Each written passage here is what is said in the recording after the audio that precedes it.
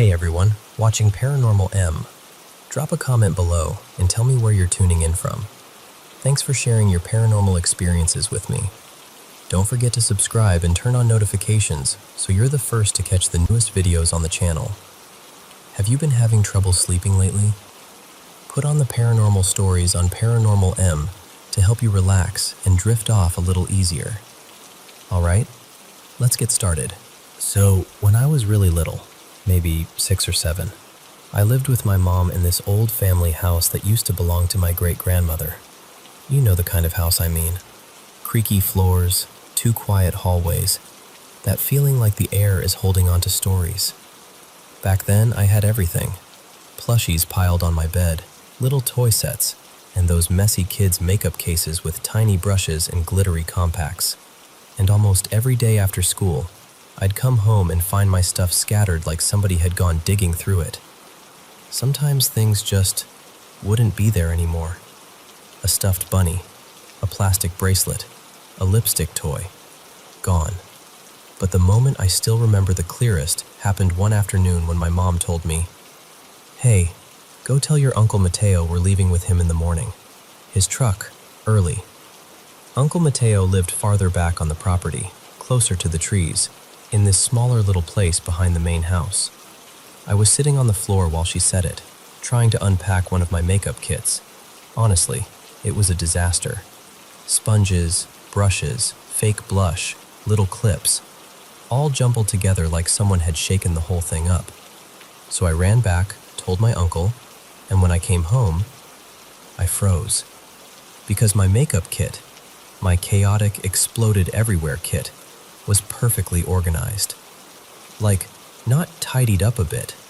I mean everything placed neatly like it had been sorted by someone who really cared. Brushes lined up, little trays stacked, the tiny mirror wiped clean.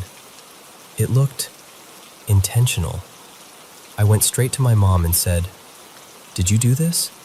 And she stared at me, confused. And it wasn't just confusion. There was this quick, serious look that crossed her face, like she was deciding whether to tell me something or protect me from it. Then she smiled too brightly and said, "Yes, honey, it was me.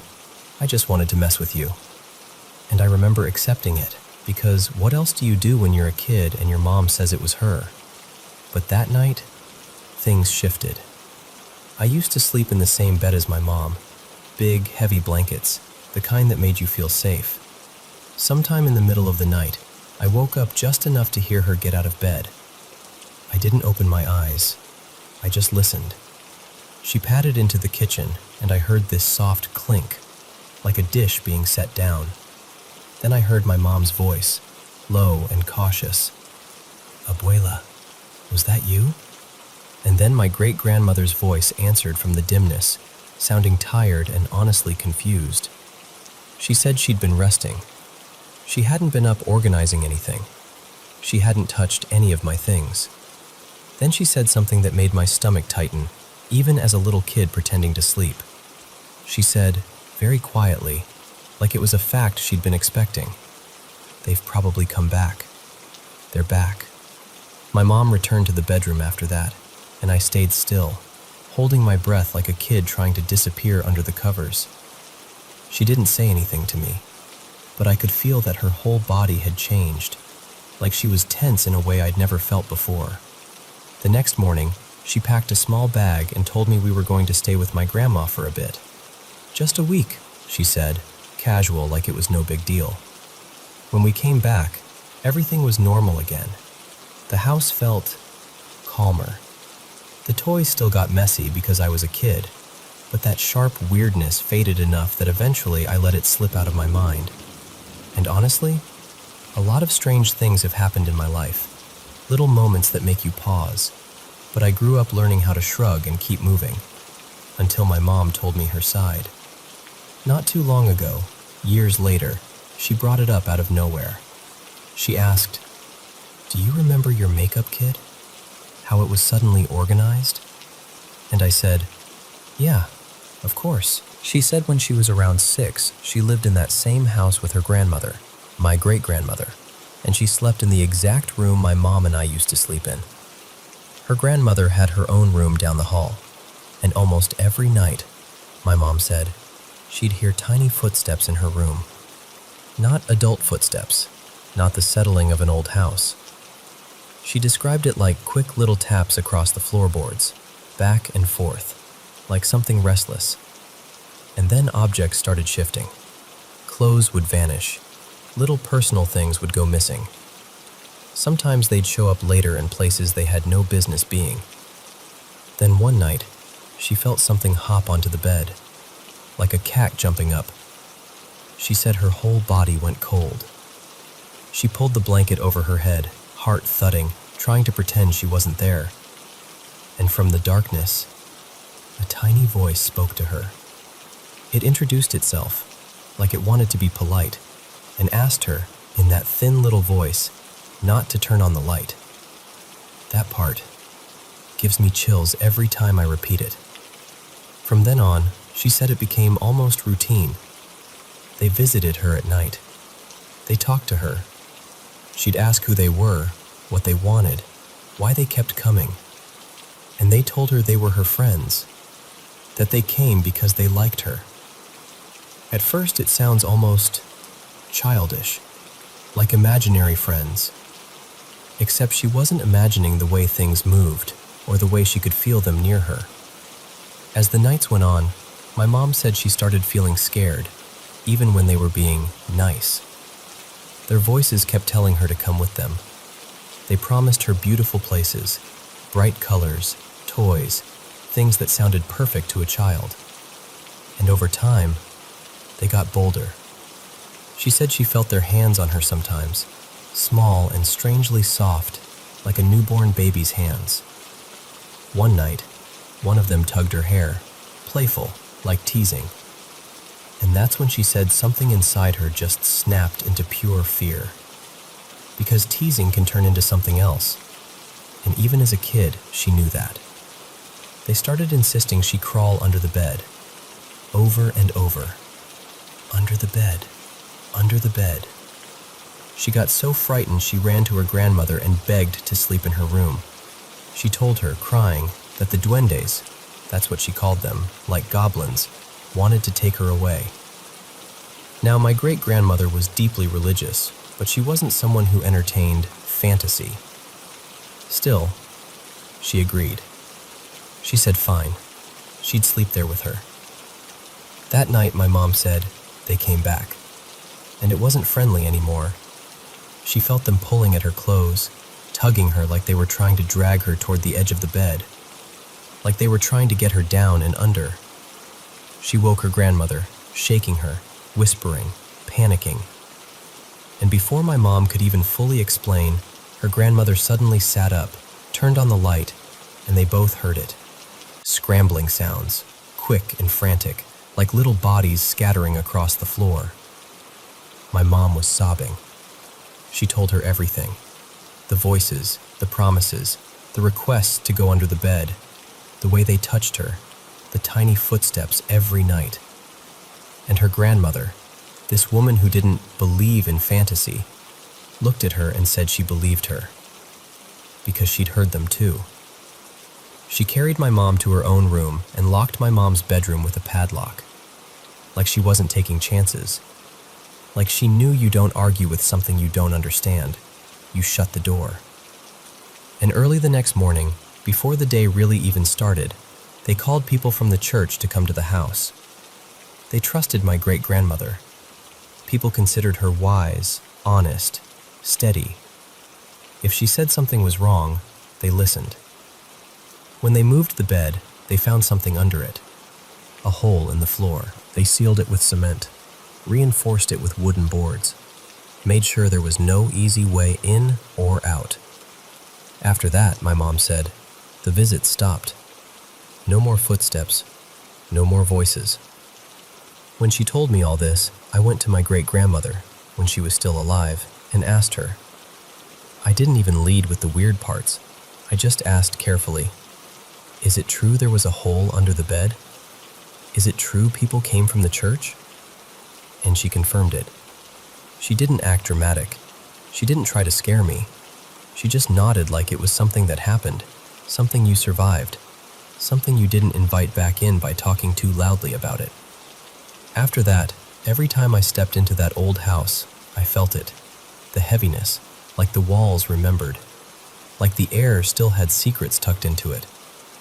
My mom told me she worried they'd come back, and that maybe they'd come back for me, and I still don't know what to believe about that. All I know is this: I can't explain how my makeup kit got organized when no one was there to touch it.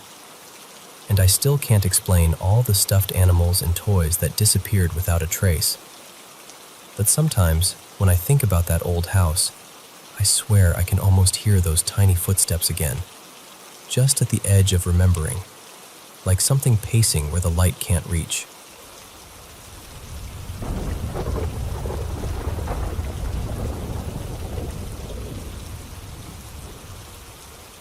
So, I'm originally from Ireland, but I've been living over in Wales for a while now. And honestly, I'd never been the type to chase stories about ancient giants or any of that. I didn't even really know people claimed they'd found giant skeletons until much later. But I've got this one thing that happened to me that I still can't neatly explain, because I didn't just hear about it. I saw it. It was a few years back, maybe 6 or 8 years ago, when I was home visiting. A mate of mine, Declan, was with me, and we'd just been up at the hill of Tara in County Meath. We'd done the usual wandering around, soaking it in, and right before we left, we stopped by the Stone of Destiny, Leah Fall. If you've ever been there, you'll know what I mean when I say the place has a weight to it. Not in a scary way, more like it's humming, quietly. Anyway, we were heading back toward Dublin, driving along the motorway, just chatting away like normal. I remember passing a cluster of caravans parked up on the grassy verge to my left, just a little roadside setup, nothing dramatic. And then, not long after that, I spotted someone ahead of us crossing the motorway. At first I thought, oh no, somebody's going to get themselves killed. I eased off a bit, getting ready to brake, because we were moving at motorway speed. But then my brain sort of stalled, because what I was looking at didn't match what I thought I was seeing. The figure was enormous. Not tall guy tall, wrong tall. Like the proportions were human, but scaled up. If I had to guess, I'd say 9 or 10 feet, maybe more, but it's hard to measure something like that when you're driving straight toward it and your mind is trying to catch up. It was maybe a couple 100 meters in front of us, and it was moving unbelievably slowly, like each step had weight in it. Heavy, deliberate, head bowed, long dark hair hanging down. Declan went quiet beside me, and then he said, really sharply, "Watch it, be careful." And that's the thing. He saw it too, without me prompting him. Same moment, same urgency. As we got closer, I could make out what it was wearing, or what I think it was wearing. Some kind of long, dark garment that hung down near the knees, but it didn't look like a cape. More like a heavy top or coat, and underneath that it was hard to see anything. No clear glimpse of skin, which sounds odd, but that's exactly how it registered. The color didn't even land properly in my head, like my eyes refused to file it away as a normal detail. The daylight was clear. No mist, no rain, nothing that would make you misread shadows. It was just there, crossing, slow as you like, not reacting to us at all. And then it reached the central reservation, the big hedge that splits the carriageways, and it simply vanished. Not walked behind it and we lost sight for a second. Not maybe it ducked. It was like the moment it touched that hedge line, the shape of it stopped existing. 1 second we were both staring at this massive, bowed figure, and the next second there was only the hedge and empty motorway. I remember looking at Declan immediately, because you know when something happens and your first instinct is to check you're not losing your mind? And he looked back at me with the same expression I must have had, wide-eyed, almost annoyed with reality. We pulled the details apart out loud right then, trying to be sensible about it. The height, the hair, the slow movement, the heavy way it crossed. And what freaked me out most was that we described the same features without leading each other. Same picture, same moment, same disappearance. I've gone over it 1,000 times since, and it still sits in my mind like a photograph. Not dramatic, not cinematic, just this quiet, impossible thing that happened on an ordinary drive. And that's it, really. That's what we saw. Both of us.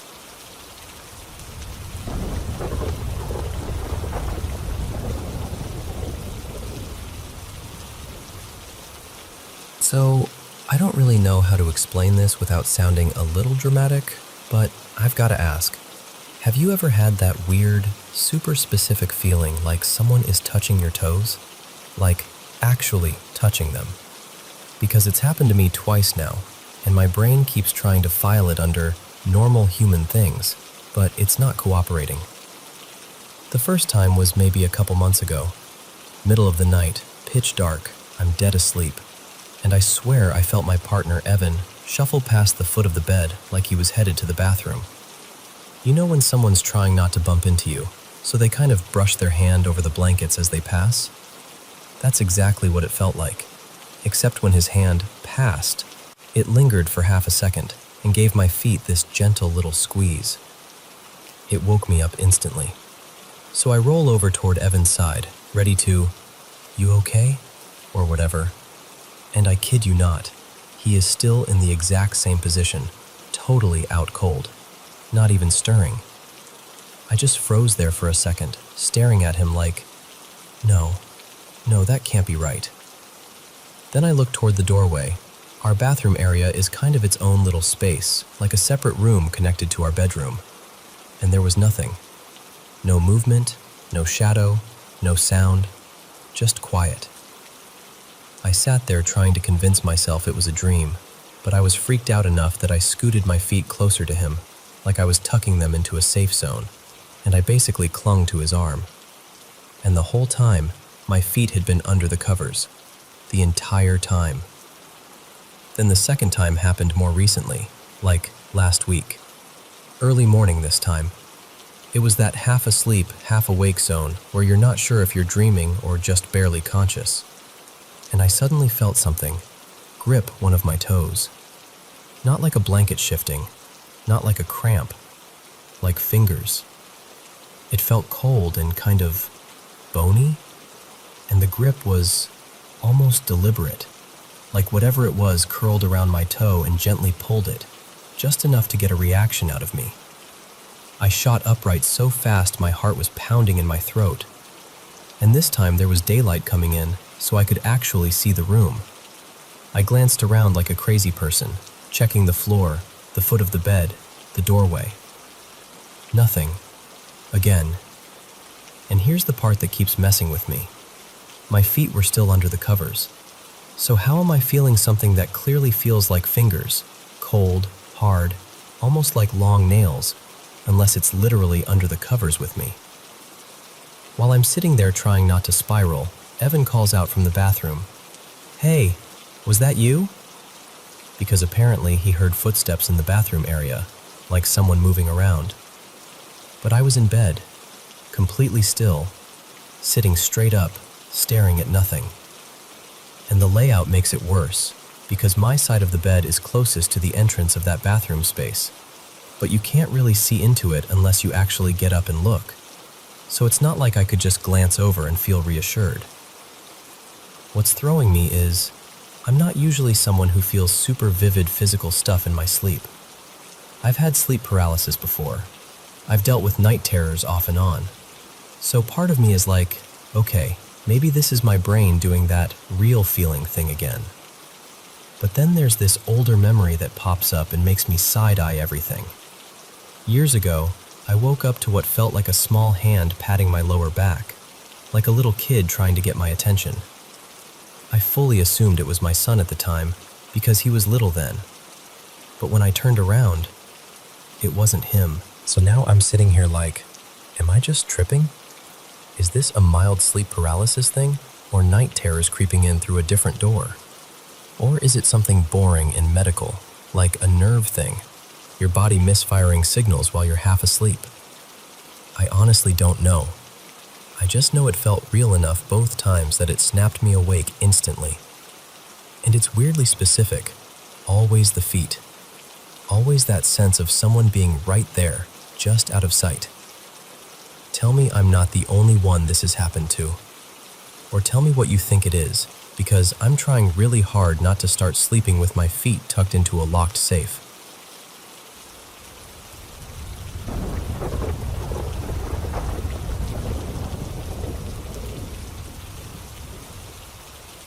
So, this is one of those stories I still feel a little weird telling, because even now, I don't have a clean explanation for it.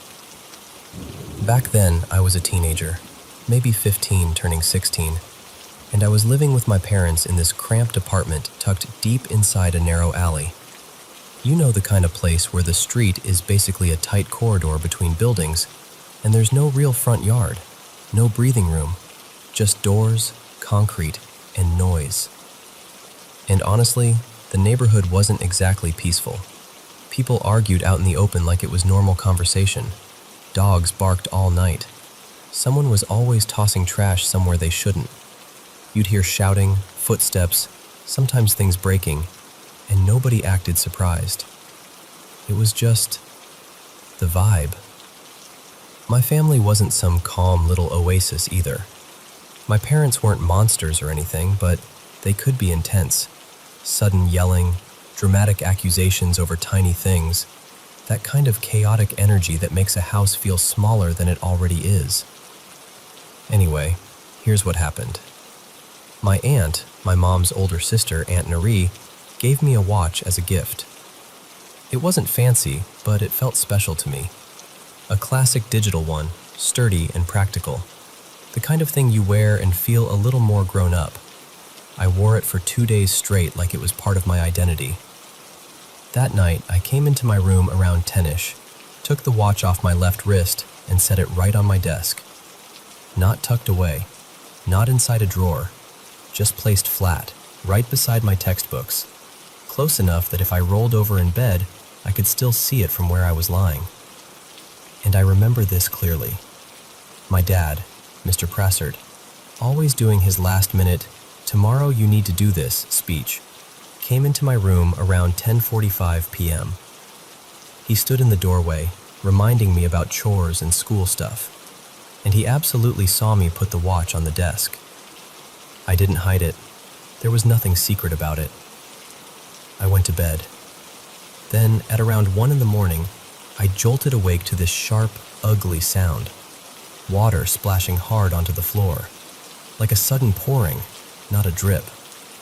My air conditioner had malfunctioned. It was the middle of summer, the kind of night where the heat sticks to your skin, and of course the one thing keeping the room livable decides to break at the worst possible moment. So I sat up, half panicked, already annoyed, and I glanced at my desk. And my watch was gone. Like, gone. I remember freezing for a second, because my brain tried to do that thing where it assumes you're just sleepy and confused. So I leaned forward, blinking, scanning the desk. Books were there. Pens were there. My notebook. A cup. Everything normal. No watch. And here's the part that makes my stomach tighten even now. My bedroom door had been locked. I flung the blanket off, checked the desk again, checked under the books, swept my hand along the surface like maybe it slid into some invisible crack. Nothing.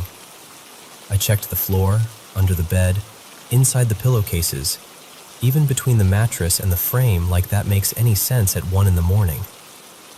Then I yelled for my parents. They came in, my mom, Mira, grumpy and confused, and my dad looking irritated until he saw my face. I tried to keep my voice steady while I asked them straight out if either of them had come into my room and moved it. Both of them said no. I kept pressing.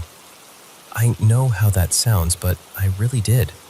I asked again and again in different ways, like maybe someone would suddenly admit, Okay, fine, I took it to teach you a lesson, or I moved it so it wouldn't get wet, or anything. But there was nothing. My dad even looked genuinely baffled and said something like, "Are you sure you didn't put it in your school bag?" I said no, because I was sure. Still, I grabbed my bag and dumped everything out. Books, papers, old wrappers, random pens, like I was trying to prove it to him and to myself at the same time. No watch. So for the next hour, it was this ridiculous scene. Us mopping up water from the busted air conditioner, moving furniture, searching drawers, checking corners, sweeping hands along the desk and shelves, shining phone lights under the bed. My mom started accusing me of misplacing it. My dad looked like he wanted to solve it but didn't know what he was even solving. And the whole time, the door stayed locked. The room hadn't been entered in any normal way. The watch had been right there, visible, obvious, confirmed by another person. And then it just wasn't.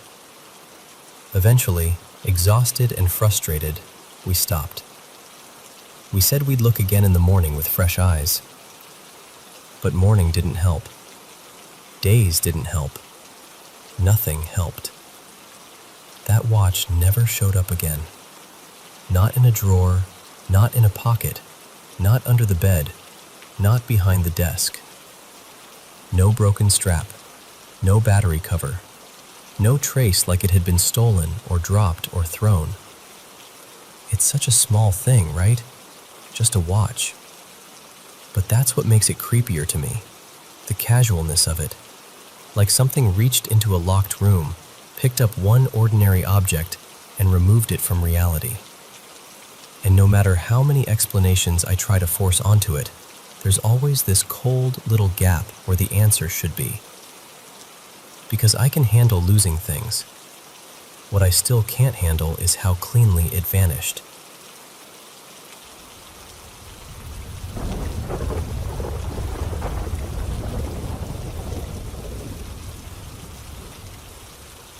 Hey, so a few things have happened lately, and I'm not gonna lie, it's left me feeling a little unsettled. I've been trying to make sense of it, but the timing and the way it all connects, it's confusing. And I guess I'm just hoping that saying it out loud will make it feel less weird. So the first thing that really stands out happened a couple months back. I was in bed, doing my usual thing where I leave the TV on low because it helps me drift off. I remember getting drowsy, like that in-between place where you're not fully asleep, but you're not fully awake either. And then suddenly, I felt this heavy pressure around me, like an actual weight settling over my body. It wasn't just in my head. My mattress dipped, like something was pushing down into it. The pressure was strongest around my lower back, and then it started shaking me, almost like the force was coming from inside that spot.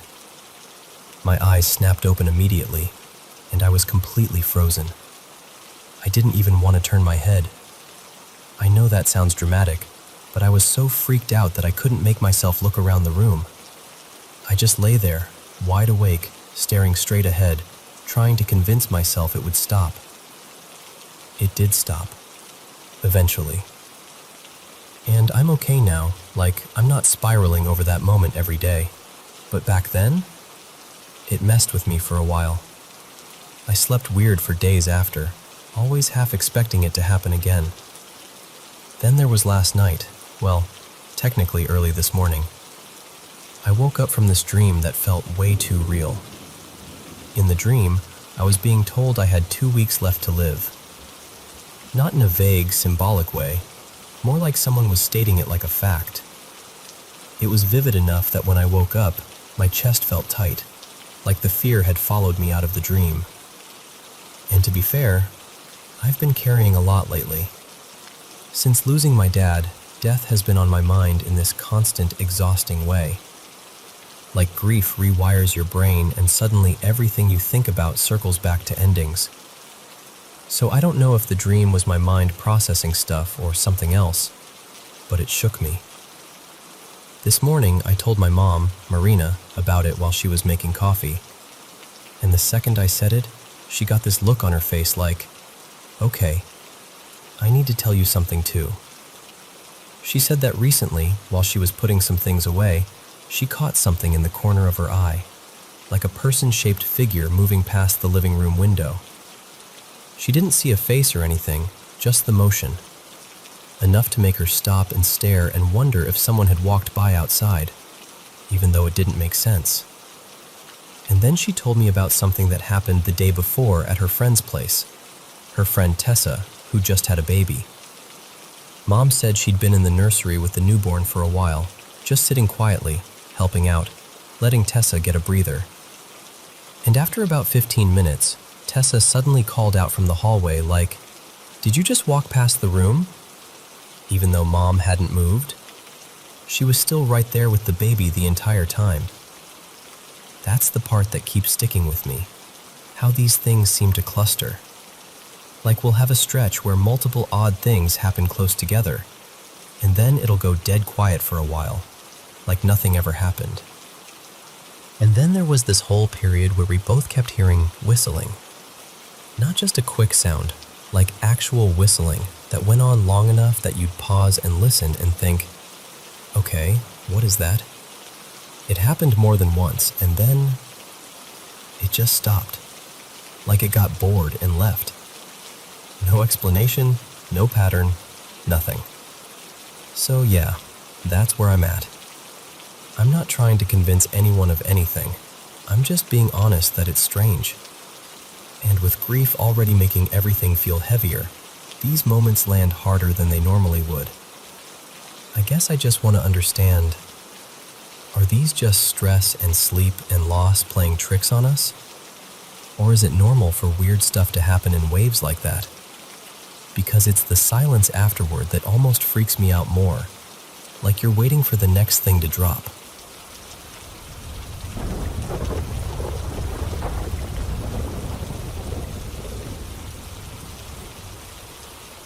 Hey, thanks for letting me share this with you. I'm going to tell it like I'd tell a friend sitting across from me, because that's honestly the only way I know how.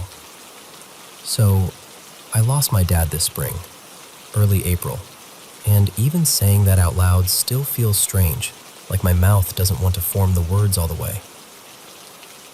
It's been a heavy season for a lot of people, and grief kind of stacks on top of everything else the world keeps throwing at us. For as long as I can remember, my mom would say to my dad, half joking, half dead serious, "If you ever go before me, you better come back and let me know you're okay." And my dad, with that little confident smile of his, would promise, "I will. I'll find a way." But his death, it wasn't how we expected, not even close. He'd been unwell for a long time, close to a year of appointments where something just kept getting missed, brushed off, delayed. You know that feeling where you're trying to explain, no, this is not normal, and you can tell you're not being taken seriously? That, over and over. Until one day, it got so bad we called an ambulance because he could barely function. 13 days. That's all he had in the hospital. A brain tumor. And the way it moved through him was cruel, like it stole pieces of him in chunks.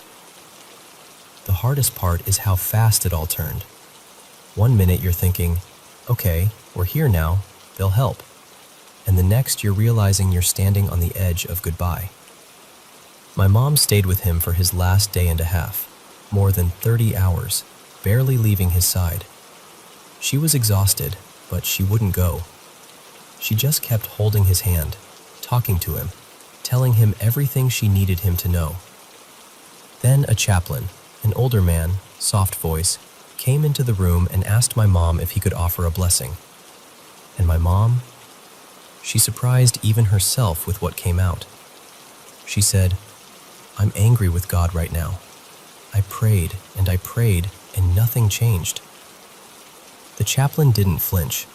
He just nodded like he'd heard that 1,000 times, like anger was also a kind of prayer when you're hurting. He said, "I understand. I can still say a prayer for him, if that's okay." And at that moment, my dad's breathing was awful, erratic, struggling, like his body was fighting a battle it couldn't win. My dad's sister, Aunt Marlene, had just arrived. She stood just outside the doorway, not wanting to crowd the room, but close enough to be there. The chaplain lifted a small cross and rested it gently against my dad's forehead, and he started praying, quiet, steady, like he was smoothing the air. And I swear to you, within seconds, my dad's breathing changed. Not in a he's getting better way, in a shift, a settling, like something unclenched. His eyes opened, just for a moment, and he took one last breath while looking straight at my mom. That's the part that still makes my chest tighten, because it felt timed. Like the room had been waiting for something, like he had been waiting for permission, or peace, or maybe just the right second to let go. I'm not saying I understand what happened. I'm just saying it felt strong, spiritual even. Like something you don't have the words to explain, but you know you experienced it. Okay, so that was the first part. Now let me tell you the part that's been sitting in the back of my mind ever since, like a little candle that won't go out. My mom gasped. She actually gasped and said, "Oh my goodness, that is so beautiful. I want one so bad." My dad leaned forward like a kid and went, "That is seriously the coolest thing." A few days later, my dad pulled me aside, all secretive, and was like, "Can you help me find one for your mom? Don't tell her. I want it to be a surprise." So I looked. I searched everywhere I could think of. The fully restored, perfectly working ones were way out of reach, really expensive. But then I found one that looked like it just needed repair. The cage was in great shape. The bird was intact. It just didn't work properly. When you wound it up, the bird would twitch like it wanted to move, but it never sang. It was like it had a memory of being alive, but couldn't quite get there. I told my dad, "This one could be perfect if we fix it.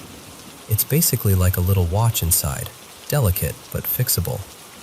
So he bought it, and my mom loved it immediately, even though it didn't work. It sat in their house for years, more like a promise than an object. Every so often, my dad would say, "I'm going to get it repaired.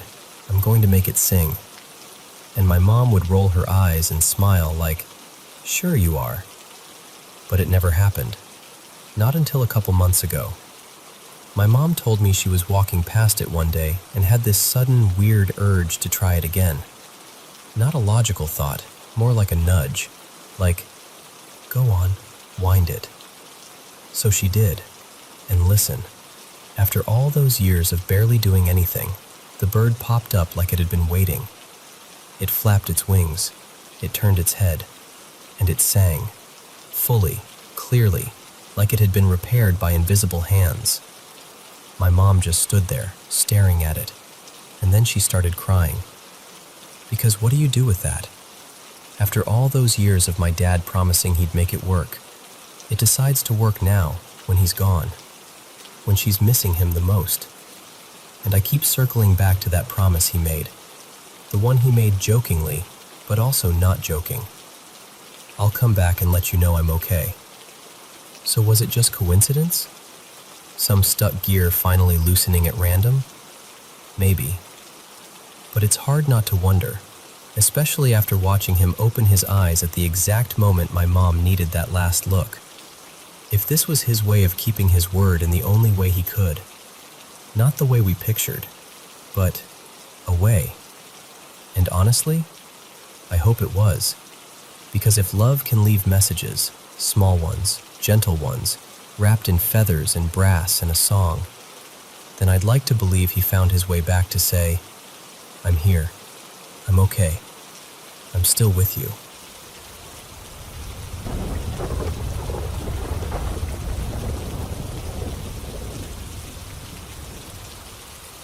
So, this year, I did something new.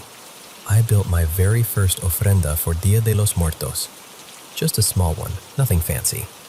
A few photos, a candle, some marigold-looking flowers I grabbed at the store, and little offerings for a couple of our grandparents, Abuela Rosa and Grandpa Mateo. Honestly, the biggest reason I did it was for my toddler, Luisa.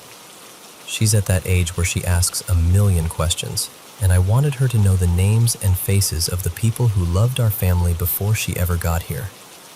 I thought it would be sweet, grounding, a way to keep them close.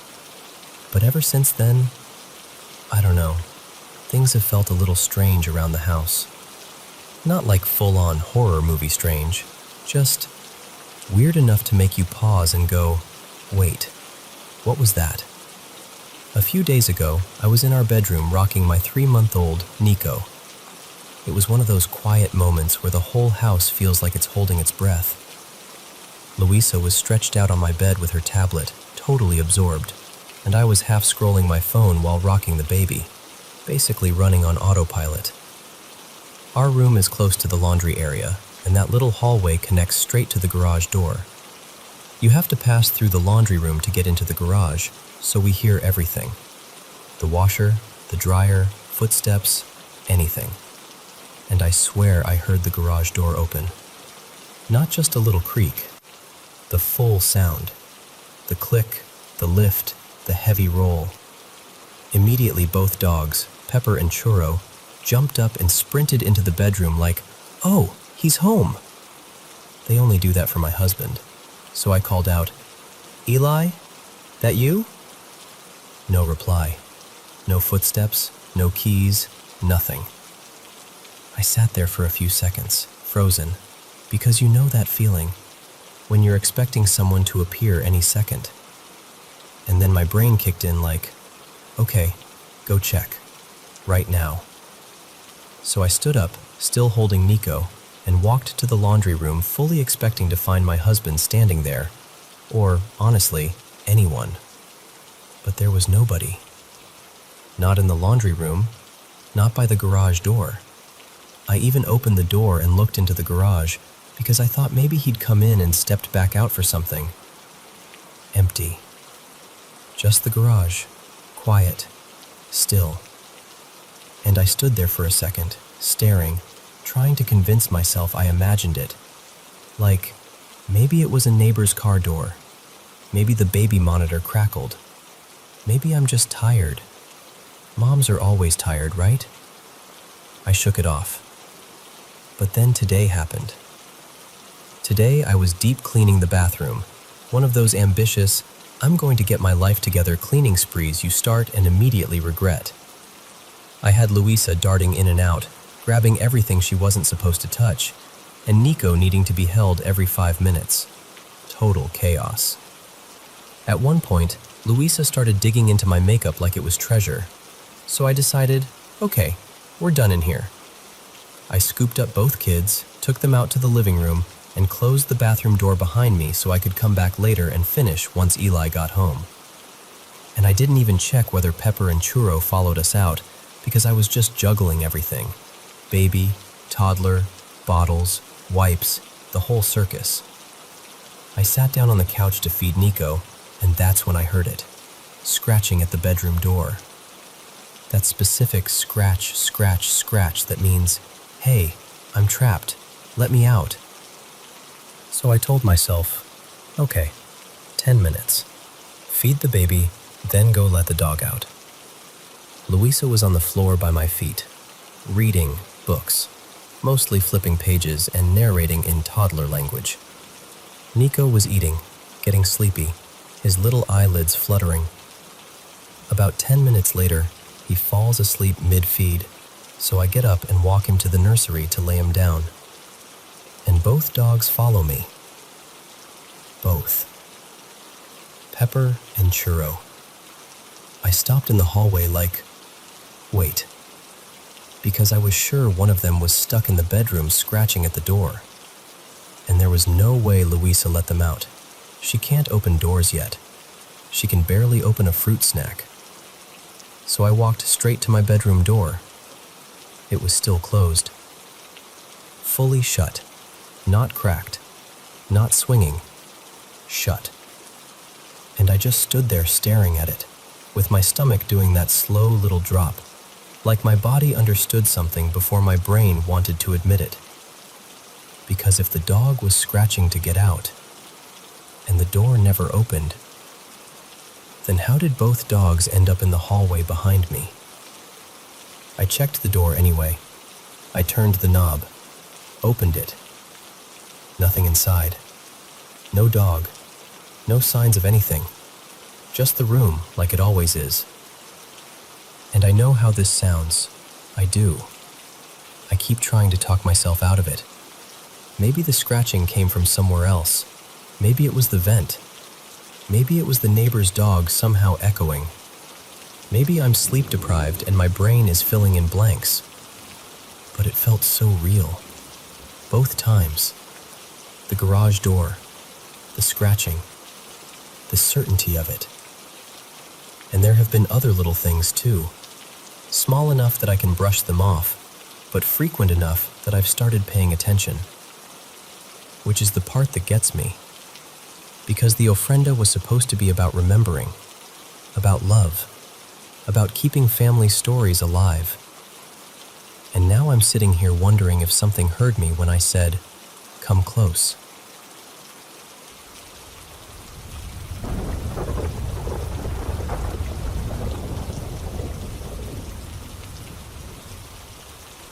Okay, so I need to tell you what's been happening because I'm honestly at the point where I don't know if I'm being overdramatic or if something in this place is genuinely wrong. First, there are these tiny little pinholes all over my apartment, like everywhere. Along the baseboards, near the closet door, even sprinkled along the wall by my kitchen light. They're so small you'd miss them if you weren't looking, but once you notice one, you start seeing them non-stop. And I've lived in apartments before. This isn't normal wear and tear. It looks like someone took a needle and just kept going. And then there's the sound.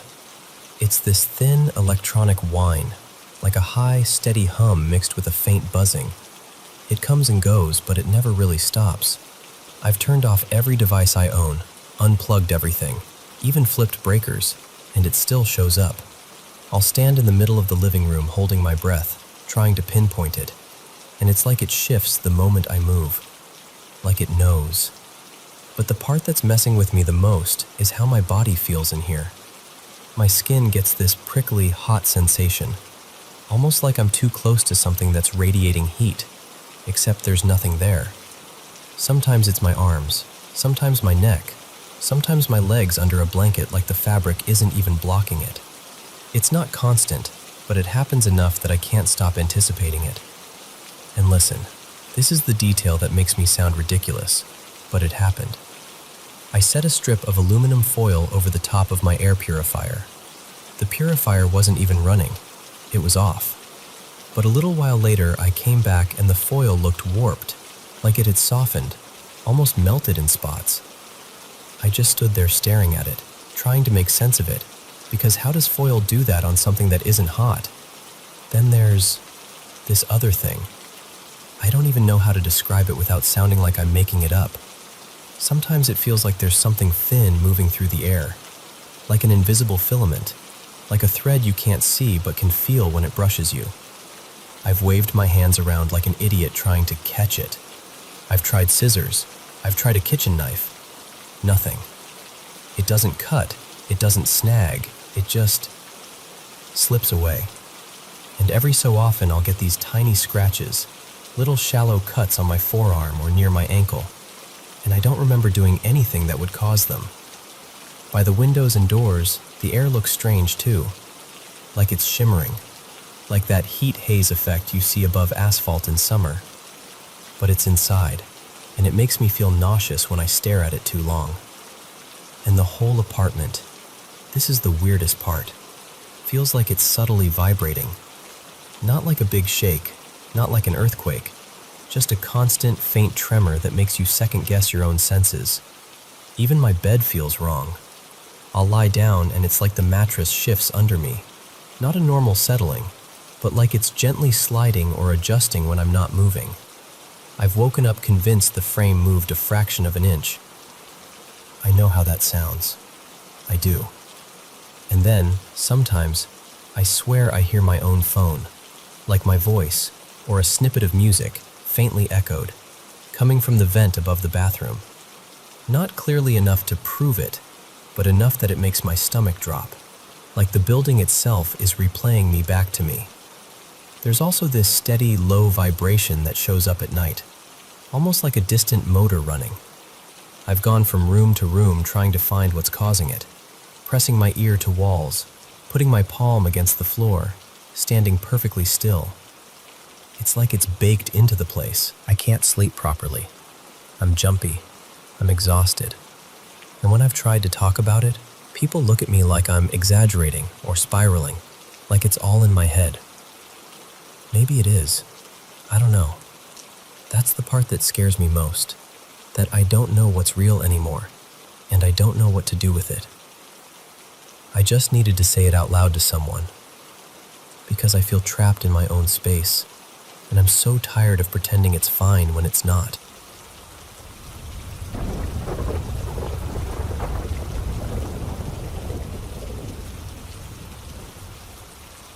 So, let me tell you something that's been sitting heavy in my mind. About 5 or 6 months ago, my dad and I took this trip out to a small village, one of those places where the roads get quieter the farther you go, and the air smells like dust, grass, and animals. We were there because of this woman people kept whispering about. A fortune teller, the kind everyone talks about like she's half myth, half neighbor. When we got there, we immediately saw the house. It didn't look special from the outside, just a regular home, but in front of it, a crowd. People gathered like they were waiting for a concert. Some were locals, some looked like they'd traveled from other towns, and yeah, even a couple of foreigners mixed in. Behind the house, I noticed a backyard with cows and a few other animals wandering around, like the whole place was just living its normal life while all of us stood there holding our breath. We waited a long time, nearly 2 hours. I remember it being midweek, maybe a Tuesday, maybe a Wednesday, and someone in line casually mentioned she doesn't do readings on Mondays or Saturdays. No explanation, just, those days are closed, like it was a rule of nature. Eventually, it was our turn. We stepped inside, and the house felt dim and still, quiet in a way that makes you lower your voice without thinking. We sat down, and she looked at us like she already knew why we were there. She smiled, said something simple like, "Come in, you're welcome," and then she reached for this old book. The pages were packed with strange writing, symbols, lines, things I couldn't make sense of. She opened it like it wasn't a book at all, more like a door. And then she started talking. At first, it was broad, the way you'd expect. But then she looked straight at me and said, softly but clearly, "You have a long road ahead. You're going away, far away, outside this country." My stomach dropped because that wasn't some random guess. I already knew I was planning to go to Europe in about 8 or 9 months. I hadn't been announcing it to everyone. It was real, it was in motion, and hearing it from her mouth made it feel exposed. But she wasn't done, not even close. She tilted her head a little and said, "There's a girl in your life, and I don't like the direction that connection is taking. You've promised her you'll take her with you. Take her to Europe." And I swear to you, my whole body went cold. Because yes, that was true. And the worst part? My dad was sitting right there beside me. And I had never said a word about that promise. Not to him, not to anyone. It was one of those private things you keep tucked away, like it's safer if it stays unspoken. I didn't even know how to react. I just sat there silent, staring at her, feeling like my thoughts had been picked up and read aloud. Then she said, "You'll be staying with family there, won't you? Relatives." Again, true. Completely true. At that point, I wasn't even listening like a curious visitor anymore. I was listening like someone trying to figure out how they're being watched. She kept going, tossing out details about my life, little things, big things, and it kept landing, one after another.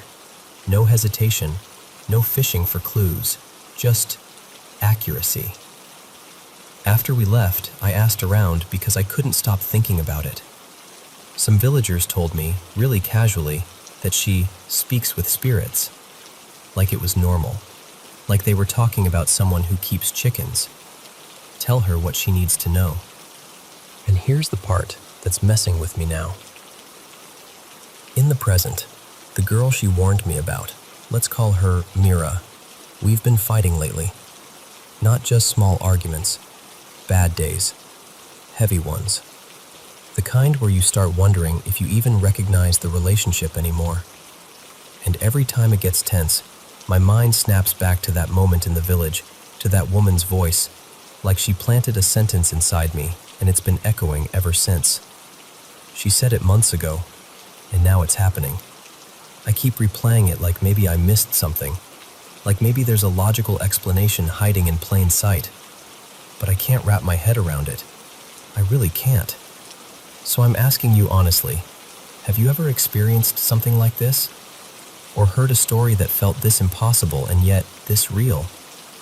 Because I'm sitting here trying to understand how someone could know things I never said out loud, and I don't even know where to start.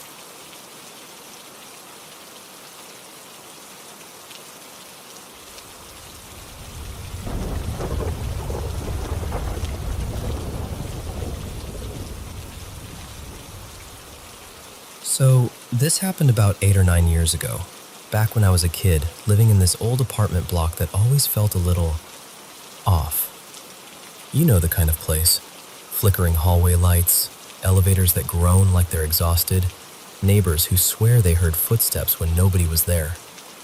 Weird things happened often enough that I stopped being surprised by them. But this one still sits in the back of my mind. One night, I had this dream that felt too real.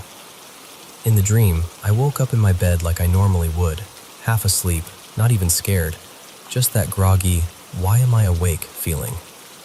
I turned my head toward the little digital alarm clock on my nightstand and saw the time, 4:12 a.m. It didn't feel strange. Back then, I'd wake up randomly all the time. So I started to roll over and force myself back to sleep. And then I noticed someone was standing beside my bed. At first, I thought it was just a trick of the dark, but it wasn't like a normal shadow. It was more like the outline of a kid-shaped emptiness, like the room had been cut out in that shape. Not black exactly, just missing. I still think of him as the hollow boy, because shadow doesn't really cover what it was. He spoke to me, not loudly, more like his voice was already inside the room, like it had nowhere else to come from. I can't remember most of what he said, only that he talked for a long time, and I answered like it was completely normal. That's the part that messes with me the most. I wasn't terrified. I was just listening. Over and over, he kept asking me for help. Can you help me? Will you help me? I really need you to help me. And every time I asked how, he'd avoid it. Like he couldn't say it yet. Like he was building up to something. Eventually, that heavy sleepiness started pulling me under again. I remember blinking slowly, feeling myself drift, and I think I even mumbled something like, Okay, what do you want? That's when he finally said it. He asked me, really quietly, like he was afraid I'd refuse, if I could help him find his mom. And honestly, I just wanted the moment to end. I wanted to stop feeling strange and go back to sleep. So I said yes. I didn't think. I didn't ask questions. I just agreed, like it was some small favor I could do later. The second I said it, he vanished. No footsteps, no fade. He was just gone, and the room felt normal again. I let out this long breath I didn't realize I'd been holding, rolled over, and closed my eyes. And then I snapped awake instantly, like someone flicked a switch. I was really awake this time. My heart was thumping, my mouth dry, the room exactly the way it should be. I sat up fast and looked at the clock. 4:12 a.m., the same exact time as in the dream. I remember just staring at it, trying to talk myself out of it. Like, okay, weird coincidence, whatever. I was a kid. I didn't have the words for how unsettling that felt, so I buried it. I went back to sleep eventually, and in the years after that, I stopped thinking about it. Life moved on. We moved out of that apartment complex. Different neighborhood, different routines, different everything. The memory dulled like old bruises do. Still there if you press on them, but not something you notice every day. Until a few months ago, I was cleaning out my desk, just doing that mindless sorting you do when you're trying to feel organized. I lifted a stack of papers, and there it was, a small shard of glass, almost triangular, dark enough that it looked black unless the light hit it at the right angle. It wasn't mixed in with anything. It wasn't in an envelope. It was just waiting under the papers like it had always belonged there. I picked it up without thinking, and the moment my fingers touched it, my stomach dropped. That's the only way I can describe it, like my body reacted before my mind did. My skin went cold. My throat tightened. I felt suddenly nauseous, like something about that shard was wrong. Not sharp wrong. Not careful, you'll cut yourself wrong. More like, don't touch this wrong. And with that wave of unease came the memory. So fast, it was like getting hit. The hollow boy beside my bed, the long conversation I can't fully remember, and my sleepy promise. Yeah, I'll help you. It felt like the shard had tugged that memory out of wherever it had been buried. Ever since that day, I've had this strange pressure in the back of my thoughts. Whenever I remember the hollow boy, I get this sudden urgency, like I'm late for something, like I'm running out of time, like I agreed to meet someone somewhere and I can't remember where. And the worst part is, I don't even know what I'm supposed to do. I don't know how to find his mom. I don't know what that meant. I don't know if it was just a dream and my brain is stitching things together because the glass freaked me out. But sometimes I catch myself looking at that shard, sitting in a little box now because I can't bring myself to throw it away. And I get this chill that feels almost directed, like someone is trying to pull my attention toward it, like the promise is still sitting there, unfinished. And I don't know why, but I can't shake the feeling that whatever it is, it doesn't want to wait much longer.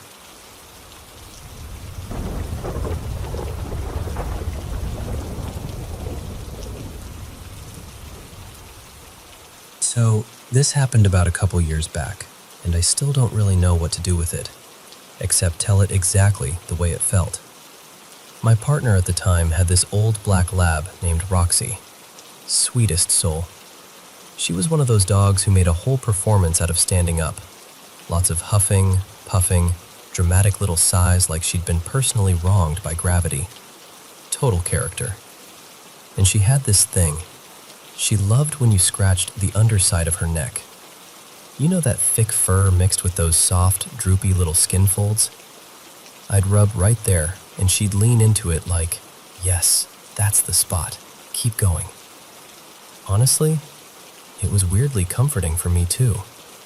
Like a simple little ritual. When she passed, it wrecked everyone. The house felt hollow. Even their other dog, a super upbeat pit bull mix named Juno, got noticeably down after that. Stopped bouncing around, slept more, just quiet. It was heartbreaking. Less than a month later, my partner's parents went out of town and asked us to stay over and look after Juno. We figured she probably shouldn't be alone in that house so soon after losing Roxy, so we made a weekend of it. First night there, Friday, really late, like around 1 a.m. We're on the couch in the living room, just talking, half laughing, half zoning out. At some point, we start talking about Roxy, and whether getting another dog someday would help or just feel wrong. And we both got that tight feeling in the throat. Not full-on crying, but you know when you're right on the edge and you can hear it in your own voice? That. Then, out of nowhere, from the dining room, we hear this unmistakable sound. Jingle, jingle. A dog collar. We both froze, looked at each other like, no way. My partner starts to say, "Did you just hear?" And then it happens again. Jingle. And here's the thing. Juno is right in front of us, in her bed, asleep. You can literally see her collar resting against her chest, not moving at all. So I stand up, and the house is dark in that way where the dark feels thick, like it's holding its breath. The kitchen opens into the dining room, and I'm peering out there, squinting, heart thumping. And I don't even think. I just call out softly, like it's normal. "Roxy?" And I hear another little collar sound, closer this time. Jingle. I say her name again, quieter. "Roxy." And I swear to you, I could sense something moving in the darkness. Not like a shadow you see clearly, more like a subtle shift, like the darkness had a shape inside it. Almost like those optical illusions where you can only see the image if you stop staring directly at it. It was low to the ground, long-bodied, and it moved with this familiar wobble, this slight limp sway with each step, exactly the way Roxy used to shuffle around when she was old. My entire body went cold hot, cold hot. Without thinking, I crouched down and opened my arms the way I used to greet her, like muscle memory took over. And whatever that presence was, it came right up to me. And then, this is the part that still makes my skin prickle. I felt a head settle into my hands. Not a breeze, not my imagination brushing against itself. I felt weight, warmth. I felt her neck, those soft folds, the thick fur, except it felt different now, smoother, like it had been brushed forever, silky in a way her coat never was in old age. It was Roxy, but young, healthy, almost glowing. Not literally glowing like a cartoon, but like she had this soft golden light to her, like the color of sunrise. Her fur looked darker at the base, but kissed with this warm, honey blonde sheen. And behind her, this is going to sound ridiculous, there were these faint little rays, like gentle beams of light fanning out, the way movies show something holy arriving. It was still her, the same eyes, the same presence, just restored. And then it was gone, as quickly as it came. I stood up and it hit me all at once. I didn't slowly tear up. I didn't build into it. It was like a dam just shattered in my face. Instant, uncontrollable crying. My partner staring at me, freaked out because she'd never seen me cry like that. Not even close. And she hadn't felt what I felt. She just heard the jingling and saw me disappear into the dark and come back looking like I'd seen a ghost. It took me a while to even speak. I had to catch my breath, wipe my face, get my voice back. And then I told her everything, and the whole time I'm talking, I'm getting goosebumps, like my body is trying to process something it doesn't have a category for. The next day she told me, after seeing your face, I have no choice but to believe you. Because I wasn't trying to convince her. I wasn't performing. I was shaken, like I'd been touched by something real. And even now, when I tell this story, I still get that choke in my throat. Still get those full body chills. Maybe my mind filled in parts because I wanted it so badly. Maybe grief does strange things in quiet houses at night. But I know this. We both heard that collar. And I know, down to my bones, that I held Roxy's head and rubbed her neck one more time. And ever since then, I catch myself looking a little longer into dark rooms, just in case there's something there that you can only see if you stop staring straight at it.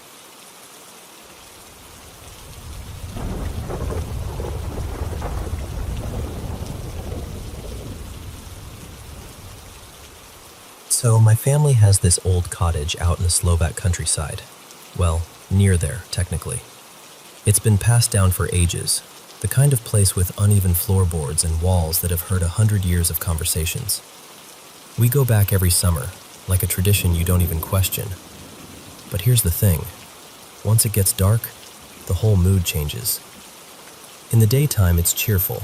Sun on the yard, the smell of wood and grass, someone always clanking around with tools. Then night comes, and suddenly nobody wants to step outside. My Aunt Mila won't even take the trash out after sunset. My cousin Roman laughs about it, but even he does that I'm totally not scared speed walk when he has to cross the yard. There's an old story tied to the land. The cottage sits close to a hill covered in forest, and at the bottom there's a narrow stream. Locals have this belief that during the plague, back when people didn't have time for proper burials, bodies were taken up toward that hill and left there, like the forest became an unmarked cemetery. I'd heard it growing up, but honestly, I never paid it much attention. Stories are stories, right? Then one summer, we decided to renovate. It was one of those long, dusty, satisfying days. Painting, hauling boards, putting up a new kitchen wall. By evening, the kitchen and living room looked almost new. The rest of my family headed to the smaller wash house across the yard to shower, and it ended up just being me and my mom, Lenka, alone in the cottage. We sat down on the couch, exhausted in that good way, looking around at everything we'd done. And that's when we heard it. A voice, thin and crackly, like it was fighting through static. Like a radio with bad reception, except we don't have a radio there. It came from nowhere, and it was so clear it turned my stomach cold. One word. Zdravo. At first, my brain didn't even grab onto it. I remember blinking and looking at my mom like, "Did you hear that?" And she was already staring back at me with the same exact face. It wasn't yelling. It wasn't whispering either. It was just spoken.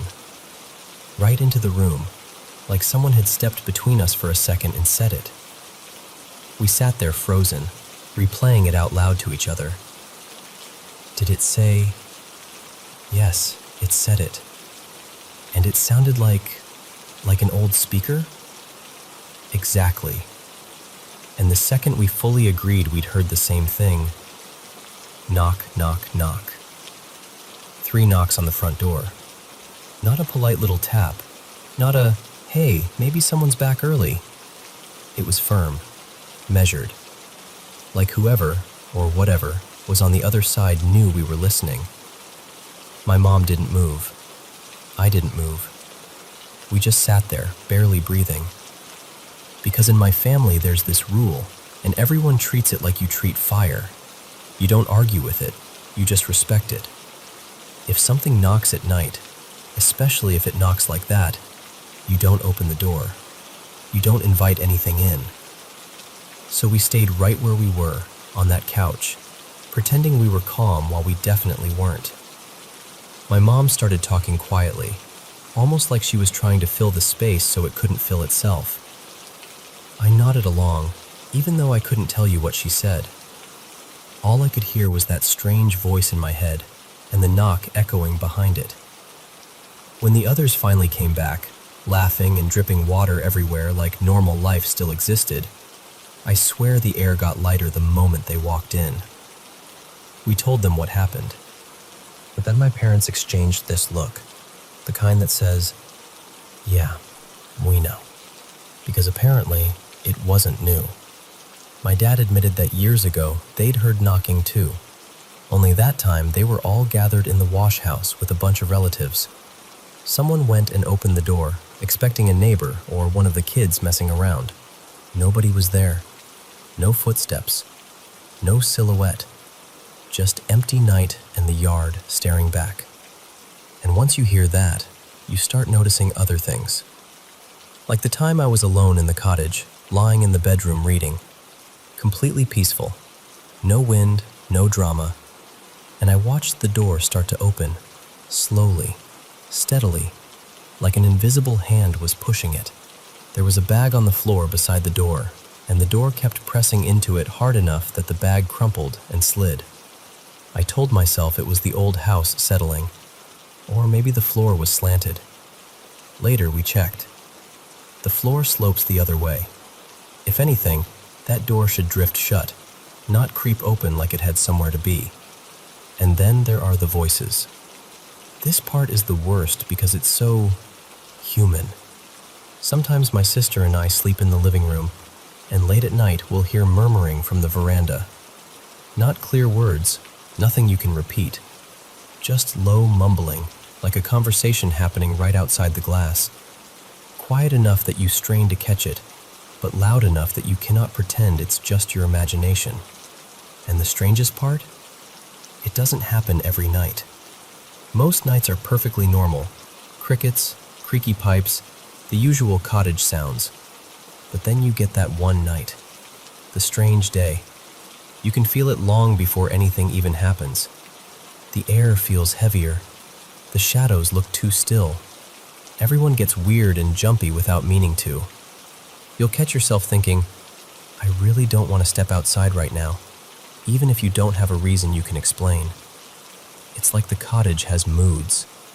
Like some days it's just an old family home, and some days it remembers everything that came before us. And even after all that, after the voice, the knocks, the door, the mumbling, I still love going back. It's odd, yeah. Unsettling sometimes, sure. But it's also familiar. It's ours. And maybe this is going to sound strange, but none of it has ever felt like it wanted to hurt us. Mostly, it feels like the cottage is just alive in its own way. Like it's reminding you, you're not the first people to sit in this room. You won't be the last. And some things don't leave just because time passes.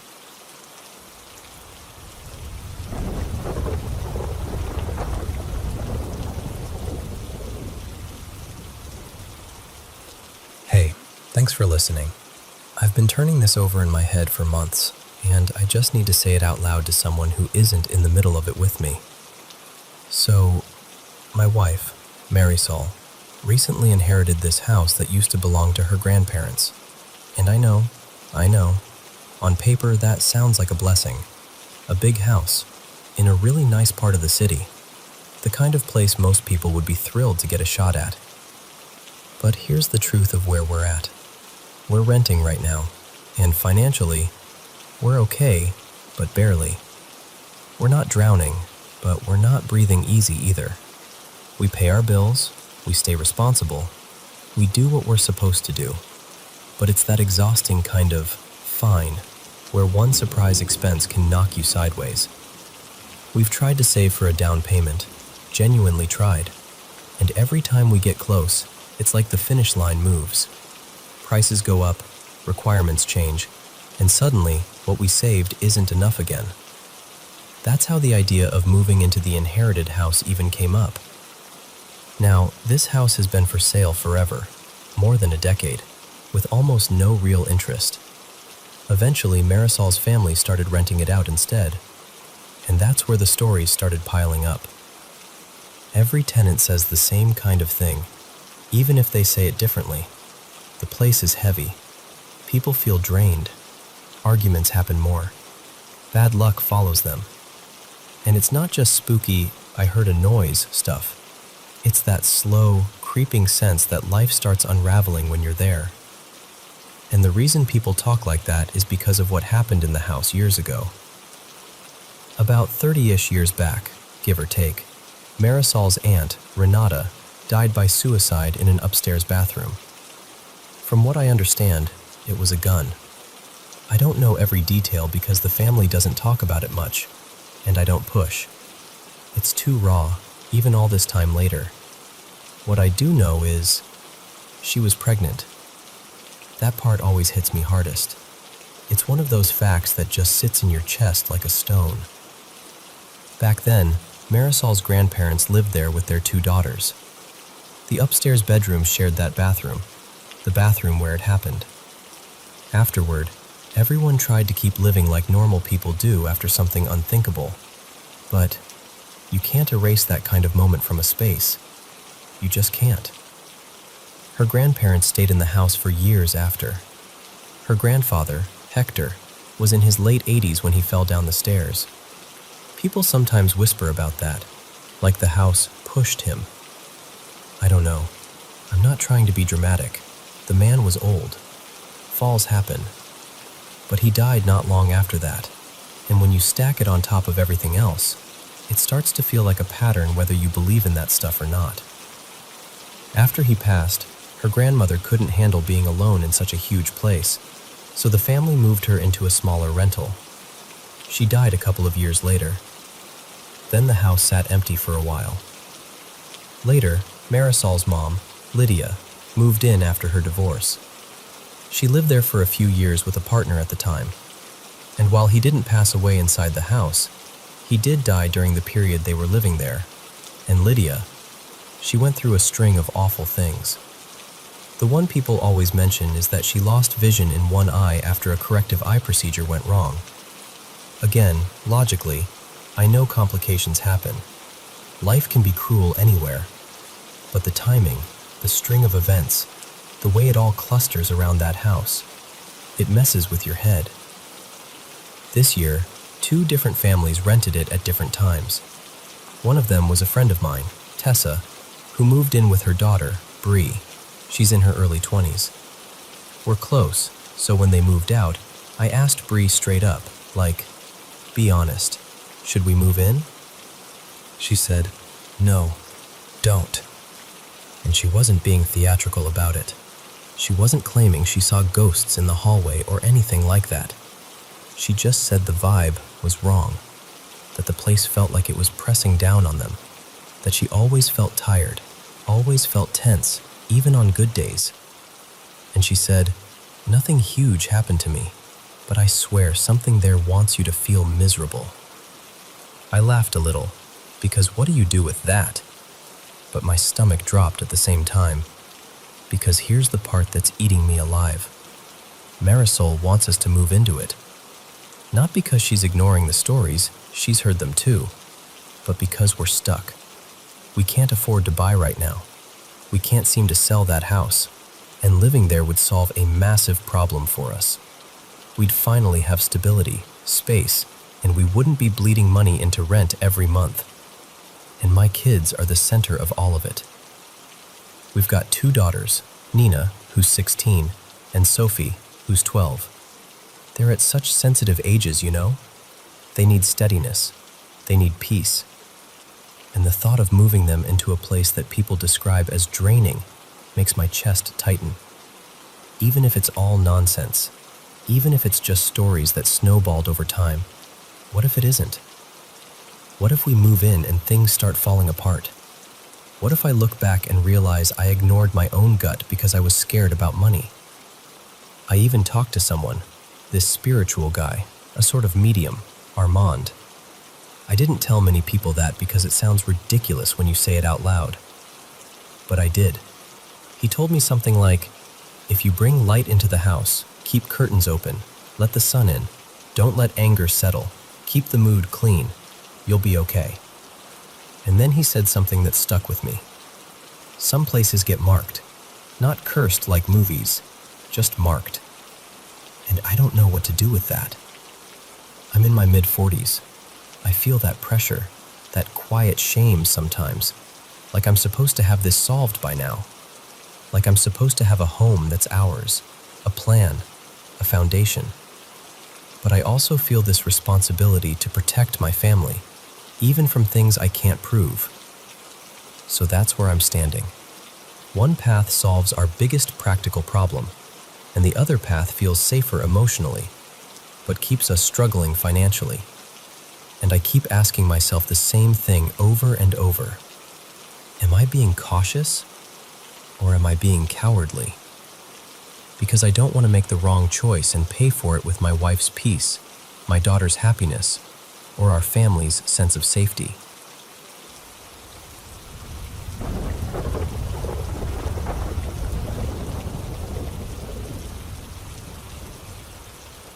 So, I don't usually jump straight to ghost, right?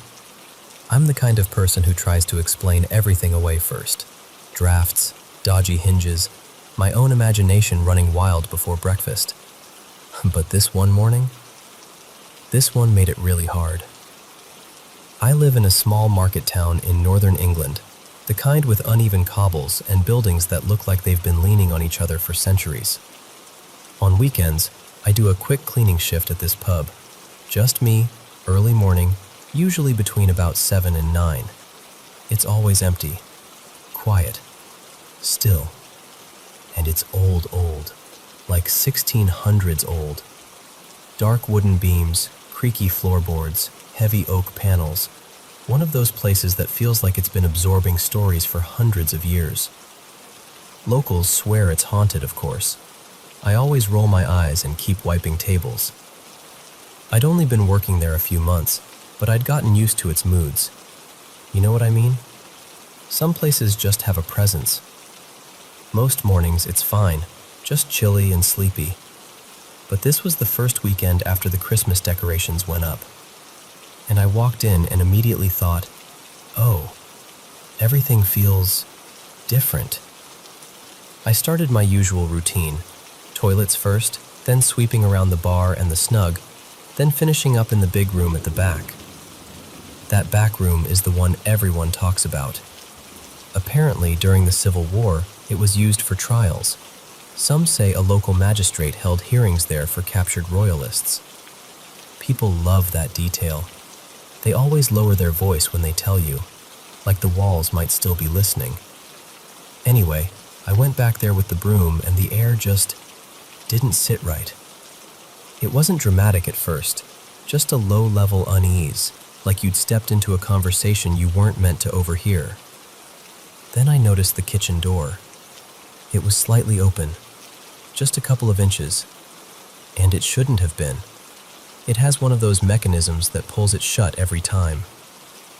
I told myself, maybe someone didn't pull it closed all the way, or maybe a draft, even though the place was shut up.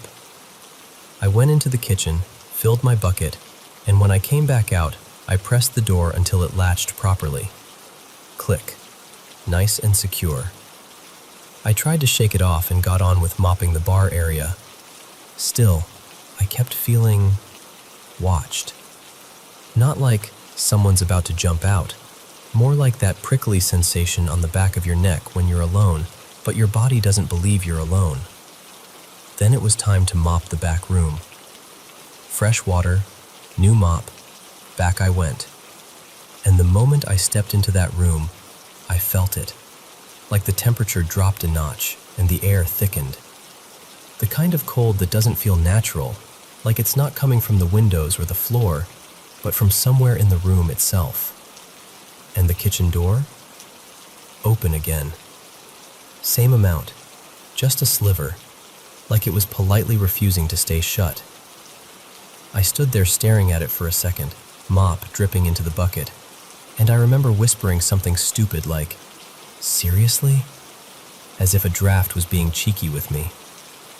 I started mopping fast, because suddenly all I wanted was to finish and leave. And while I was moving the mop back and forth, I kept getting this heavy feeling from the corner near the old fireplace, like that was where the room's attention was coming from. Like someone was stood there, silent, just present. 5 minutes in, the door shifted. Not slammed, not flung open. And then the Christmas lights strung along the walls did something I still can't comfortably explain. They didn't just flicker. They rippled. Like a wave ran through them. One smooth undulation that traveled all the way around the room, from my side to the far wall. Like the lights were reacting to something passing by. I actually laughed. This short, nervous little laugh. And went, okay. Wind. Has to be wind, even though, deep down, I already knew it wasn't. I marched over, shut the door firmly, and listened for the latch. Click. I even gave it a small tug to make sure it was caught. Less than a minute later, I heard footsteps. Not creaks, not random settling noises. Footsteps. Steady, paced, the sound of shoes on old boards. They started right near the door. Then they walked past the fireplace. Then along the wall beside me.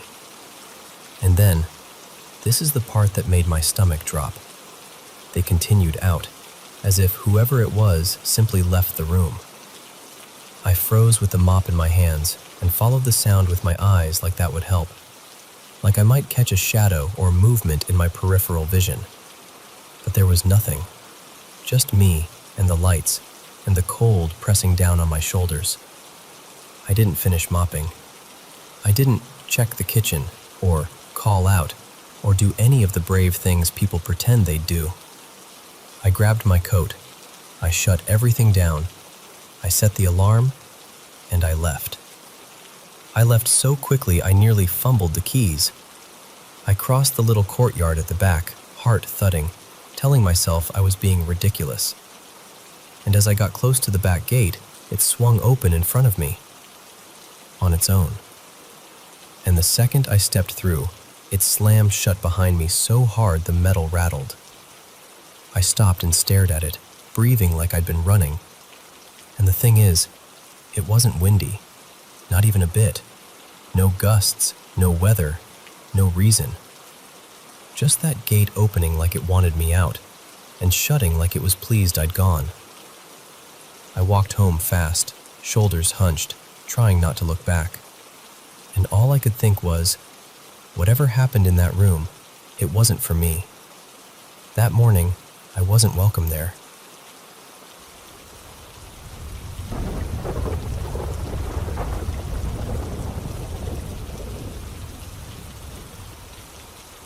So, I moved into this apartment at the very end of October with two of my friends, Noah and Camille, and we were honestly just excited to have our own place together. New-ish building, clean hallways, nothing creepy about it. Or at least, that's what we thought. About 2 weeks after we moved in, I was standing at the sink washing dishes, half zoning out, when I heard it. Our front door handle moving. Not the door opening. Just that very specific sound of the handle turning, like someone's about to come in. I froze with my hands still in the soapy water and waited for the usual follow-up. Keys jingling, the lock clicking, the door swinging open, one of my roommates calling out, "Hey, I'm home." But nothing. 5 seconds passed, then 10, just dead quiet. At first, I tried to be logical. Our neighbor's door is right next to ours, so I told myself I must have mixed up the sound. But later that day, I heard the neighbor actually leave. Door opening, door shutting. The heavy fire door down the hall slamming like it always does. And the weird part is, that hallway noise is usually kind of muffled from inside our place. This sound earlier? It was right there, like it came from our own door. After that, it didn't stop. Weeks went by, and all three of us would hear it. Sometimes a few times a week, sometimes nearly every day. Always just the handle. Never the lock. Never footsteps. Never the door opening. And because our front door always stays locked, and we each have our own keys, it made even less sense. Then it started happening with the other door too. The one that leads from the living area into the corridor where our bedrooms are. Sometimes it sounded like that handle was being tested, like someone was trying to slip into the hallway quietly. And then came the moment that made my stomach drop. A couple nights ago, Noah was going back and forth between his room and the hallway, unpacking and moving things around. Camille and I were in my room with the door mostly closed, just chatting. Suddenly Noah comes in and goes, "Okay, you're not going to like this." He said he watched the corridor door handle go down, slowly, like an actual hand was pressing it. Then the door eased shut on its own, and then the handle lifted back up like normal. we immediately started doing the usual scrambling. Checking windows, blaming drafts, blaming pressure changes, blaming literally anything that made sense. But it was cold out, so the windows were shut tight. No air moving, no fan on, nothing. And Camille and I had been in my room the whole time, nowhere near the hallway. Last night was worse. It was around 11 p.m., and Camille and I were still in my room. The apartment was quiet, the kind of quiet where you can hear the fridge cycling on and off. And then we heard it. Handle down. Then again. Then again. 3 times total, but spaced out in a way that felt deliberate. First, there was about a minute between the first and second, then only about 15 seconds before the third one. Like whatever it was decided to get impatient. We just stared at each other in silence, not even speaking, like if we made noise it would somehow make it more real. And this morning around 10, we heard it so loudly, so clearly, that both of us instantly thought Noah must have come home. That exact "someone's here" sound. But he wasn't. The part that keeps messing with my head is that this isn't some ancient creaky building where you can blame settling wood and rattling pipes. The whole complex is relatively new, built sometime in the mid-2010s. The doors are solid. The hardware feels modern. It's not the kind of place that acts old.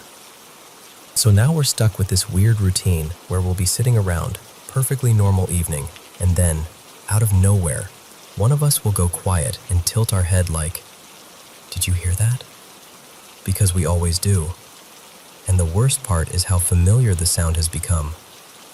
Like our apartment has started reminding us, gently but consistently, that someone, or something, keeps trying the doors.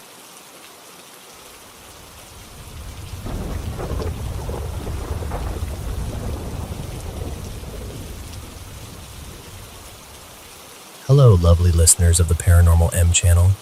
Still having trouble sleeping? Don't worry, we've got you. I'm so glad the mysterious stories I share can help you sleep better. Thanks so much for your support. Don't forget to subscribe and turn on notifications. Now, put on your headphones, and let's dive into today's mysterious experiences. Okay, so this is going to sound a little silly right out of the gate, but I live in Australia, and I swear it's way more haunted than people give it credit for. Like, if you're even a little open to the supernatural, it's not subtle. You'll see things. You'll feel things. And I've been the kind of person who notices it without even trying.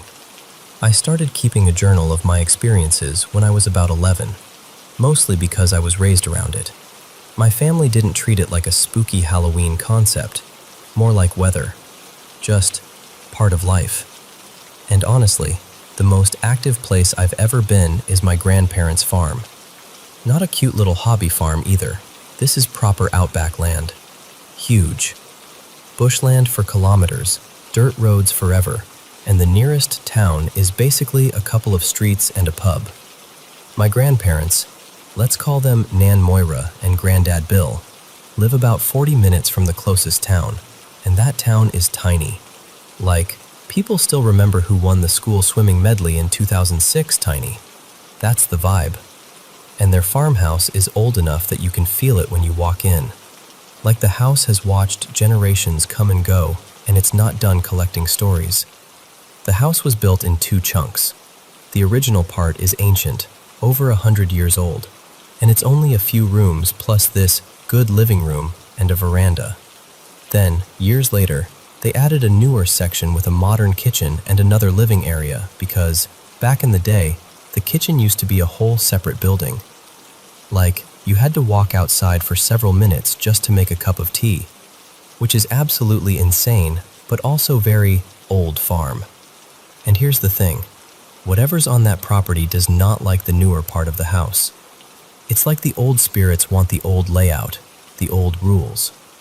The most activity always happens in a room that used to be where farmhands slept, early 1900s kind of era. That room connects to a guest room with bunk beds, and yeah, that's important. So the first encounter I clearly remember, I was about 9. My brother Ethan got the top bunk, and I was on the bottom.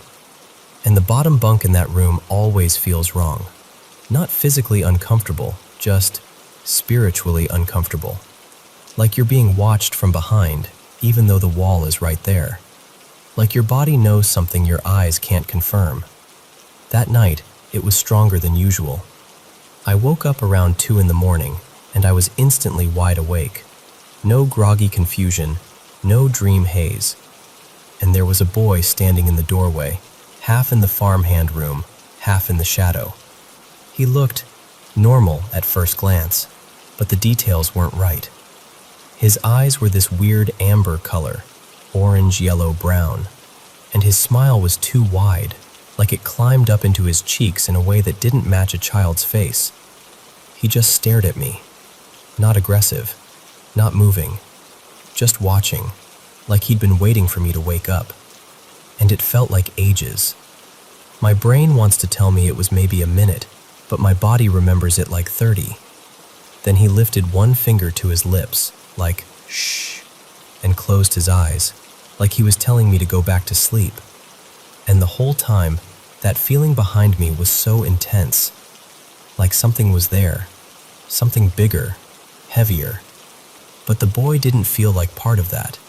He felt like a buffer, like he was standing between me and whatever the awful presence was. Later, I found out there was a family story. My granddad's uncle, the oldest brother, died unexpectedly in that farmhand room decades ago. No clear cause anyone wants to talk about. Healthy one day, gone the next, and the details are always vague in that way families get when something is not right. So I don't know who the boy is. But if I had to guess, that's the only time I've ever felt like something supernatural was protecting me instead of threatening me. The second big thing happened out at one of the dams on the property, the one all the kids treat like a swimming hole. I was around 13, and I was doing that classic oldest cousin job where you're basically free childcare with a sunburn. There were a bunch of kids, ages like 6 to 12, and one toddler I was keeping an eye on, plus a farm ute that every kid learns to drive way too young on private land. We got out there late afternoon. It was an Australian summer, the kind where everything is bright and buzzing and you swear the air is humming. The kids were playing in the deeper part, and I had the toddler near the shallow edge. Then one of my younger cousins, let's call her Tilly, she was about 9, starts complaining that another kid, Noah, keeps grabbing her ankles underwater. Noah gets mad and swears he isn't. I did what any exhausted teenager would do and just told them to stay away from each other because I didn't want a fight turning into a drowning. As the sun started dropping, I called time. We had a drive back, and my nan was the kind of woman who could scare you into punctuality with just a look. The kids start climbing out, but Tilly is lagging behind. And at first I honestly thought she was being dramatic, like pretending it's hard to get out because she wanted attention. Then she suddenly starts yelling my name, properly panicked. "Something's grabbing me! Help! Help!" I handed the toddler to my older cousin, waded in, and grabbed Tilly under the arms to pull her out. And I felt it. Resistance. Not a kid being stubborn resistance, not a slippery mud bank. It felt like something had hold of her ankle and was actively pulling her back down. And Tilly is tiny. She was all elbows and knees and barely any weight. There is no world where she could have felt that heavy unless something else was adding force. I yanked her up, and she came free like something had let go. And she bolted, straight to the ute. No thongs, no towel, didn't even look back. Which, if you knew her, would be weird enough. But what made it stranger was that she ran barefoot through the prickly weeds without even flinching. That kid normally refuses to walk anywhere if there's even a chance of stepping on a burr. Back at the house, my nan noticed bruising and little cuts around Tilly's left ankle. She didn't make a big deal of it. She's very religious, the kind of person who will quietly acknowledge a presence once in her life and then never speak of it again.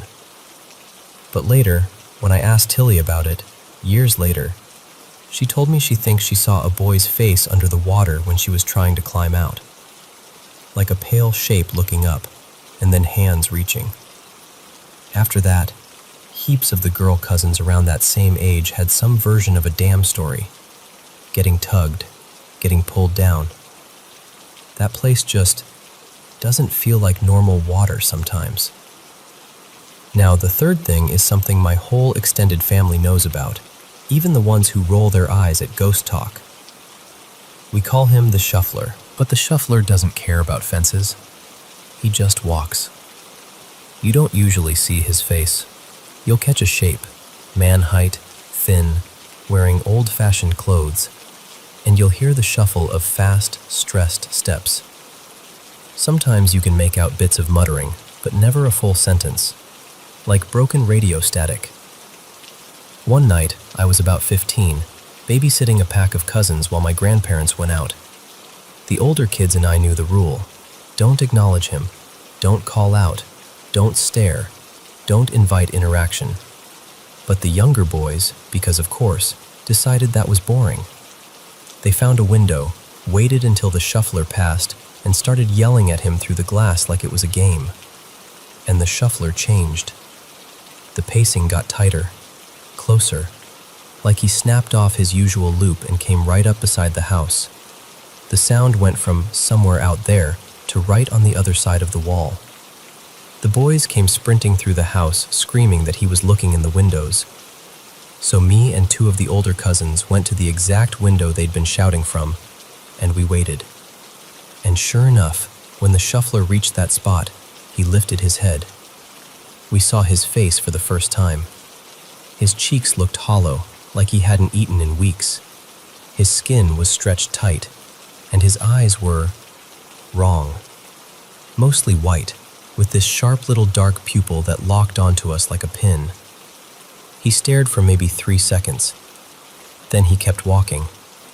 Nothing attacked us, nothing dramatic happened, no flying objects or screaming, but the energy in the house changed, like the air got sour. We all ended up sleeping in the lounge room together that night because nobody wanted to be alone in a bedroom. When my grandparents got home later, my granddad asked who spoke to the Shuffler. I said we didn't, because we didn't. He didn't even argue. He just sighed like he'd seen it 100 times. The next morning, there was a path worn into the grass right beside the house, like someone had paced so aggressively and so repeatedly that the plants were crushed down to bare dirt. My nan was furious. The boys got absolutely demolished with chores, and they've never yelled at the Shuffler again. And the last thing, I don't even like talking about it, because I don't know how much of it was supernatural and how much of it was my own brain being messy at 14. I was staying on the farm over the long Christmas holidays, 6 weeks because Australia, and my cousins weren't there yet. It was just me, my grandparents, and way too much quiet. One night, I was in bed, and I got that familiar stomach drop feeling, the guilt in your chest sensation that tells me something is close. And instead of doing the smart thing and keeping my eyes shut, I looked out the window toward the clothesline. And there were people. Not one or two. A crowd, maybe 15 or more, standing out there in the dark. They were thin in a sick way, grayish skin. Some of them looked wet, like they'd crawled out of water. And their eyes weren't eyes, more like tiny white points where eyes should be. And the creepiest part? They weren't staring at me. They were staring at the mirror beside my bed. And I know, okay, I know the whole don't have a mirror facing your bed thing. But it wasn't my house, and I was 14, and I didn't get to redecorate my grandparents' room like I owned the place. After a while, they started knocking. But it didn't sound like it was coming from the window. It sounded like it was coming from the mirror. And just to be clear, in the bed situations, it wasn't sleep paralysis. I could move. I was awake. I could sit up if I wanted to, which almost makes it worse because you can't write it off as your body glitching. I've got more stories, especially the ones that happened when I was older and allowed to roam the property at night with my older cousins on motorbikes and quads. But most of the farm stories with the little kids are tamer, more something tugged you, then something followed you. And yeah, I have a ridiculous number of cousins. Big Irish Catholic family situation. There's always kids everywhere, and when you're around 12 to 15, you're basically drafted into babysitting. And then once you hit 16, you get replaced by a younger cousin, and suddenly you're free again. It's chaos. It's funny. It's exhausting. But the farm? The farm is the constant. I don't know if old land just holds on to things, or if some places get saturated, like a sponge that never dries out. All I know is I'm not out there doing rituals or chasing ghosts. I'm literally just trying to swim in a dam and sleep in a bunk bed. And somehow, that place keeps finding ways to remind me, you're not alone out here.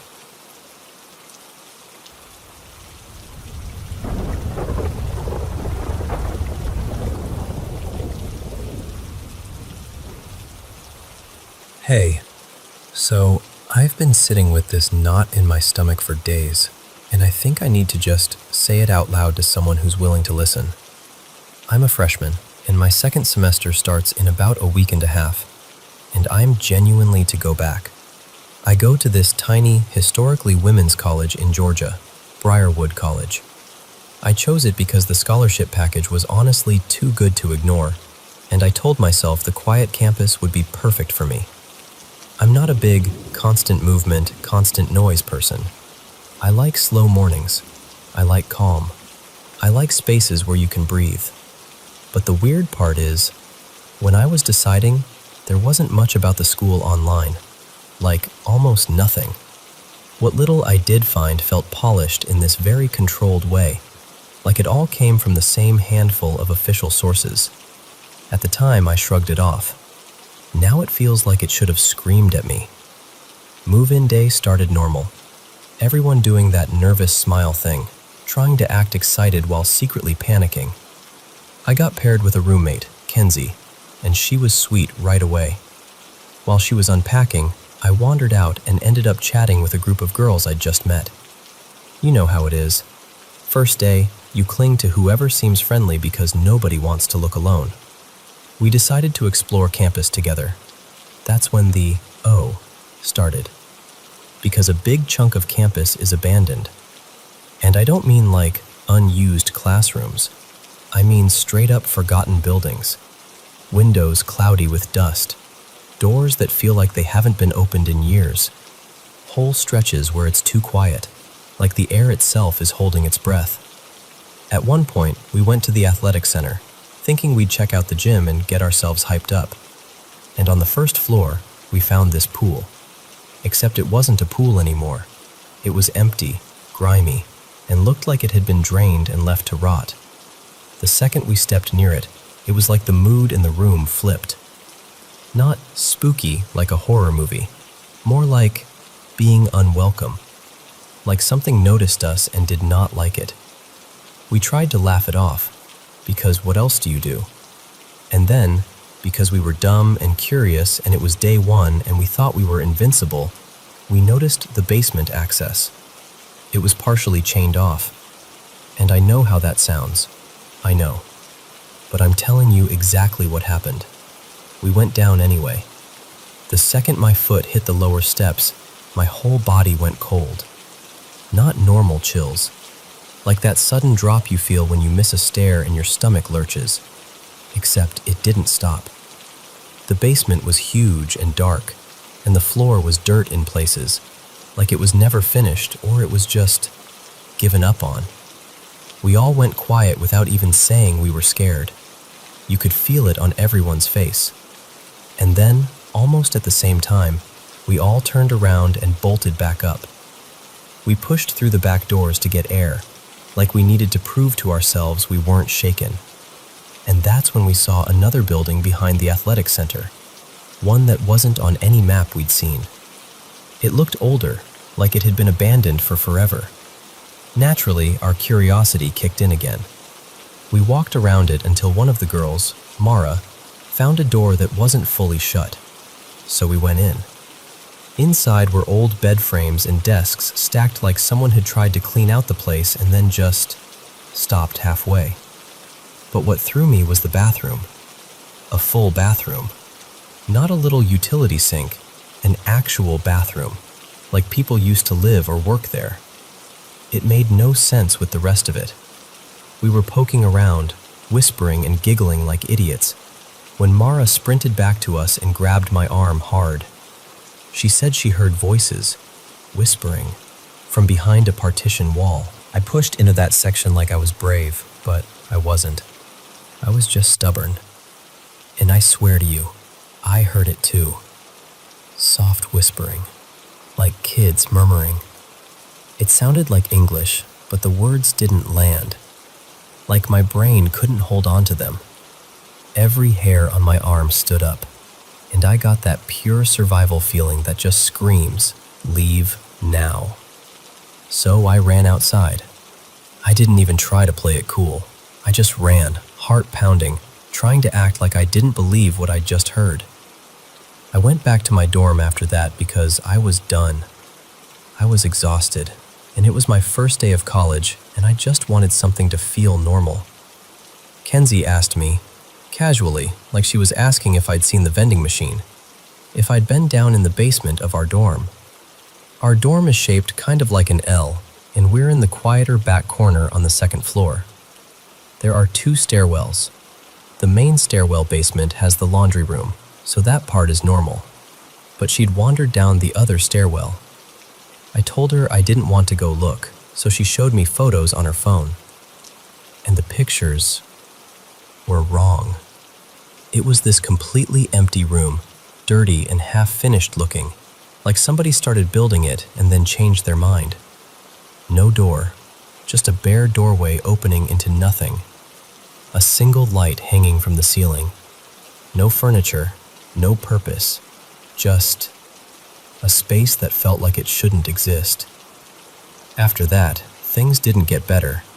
They got weirder, and more often. People talked about the campus like you had to respect it, like you had to be careful what you said out loud. Upperclassmen told stories the way people do when they're half joking, but also not really joking at all. There's this long-running legend about a dean's daughter from the early 1900s. Most people call her Evelyn. Supposedly, she was humiliated publicly, rejected by the big student societies back when they were the center of campus life.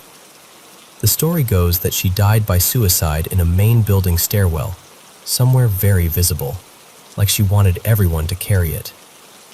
And it's not even the story itself that gets me. It's how people act around it. Because when you're alone in certain buildings, you feel watched. I don't mean I'm imagining it.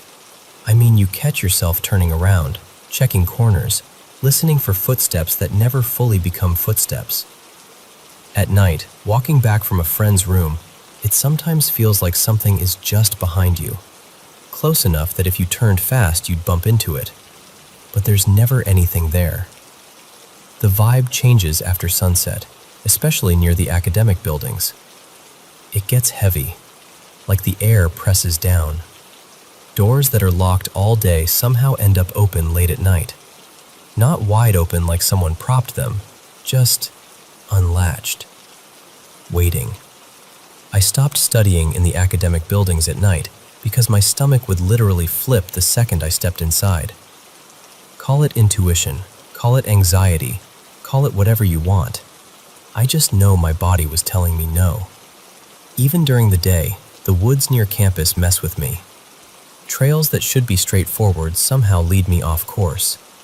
I'll think I'm following the path, and suddenly I'm in the middle of nowhere with no service, forced to pick a direction and keep walking until something familiar shows up again. It happened more than once, and it's hard to explain without sounding dramatic, but it feels like the place doesn't want you to leave on your own terms. And it's not just that story. Some people talk about waking up with scratches or bruises they can't explain. A few girls have mentioned that same crushing feeling of doom when they're alone, like the campus goes quiet in a way that feels personal. My real breaking point was when my partner visited. He's not dramatic. He's not easily spooked. I took him to see the theater because he loves stage stuff, and I thought it'd be fun. There's this small black box space in the basement area, and I opened the door with my phone flashlight and made some dumb joke about Evelyn because I was trying to act like none of this was getting to me. The second I said her name, he turned to me and started sobbing. Like, real sobbing. Not misty-eyed. Full on, couldn't breathe, face crumpling, shaking. I have never seen him cry like that. Not once in the entire time I've known him. It took forever to calm him down. And when he finally could talk, he said it felt like this huge sadness rushed into him the moment I opened that door, and it wouldn't leave. Like it latched onto him. He kept saying, "It's not mine.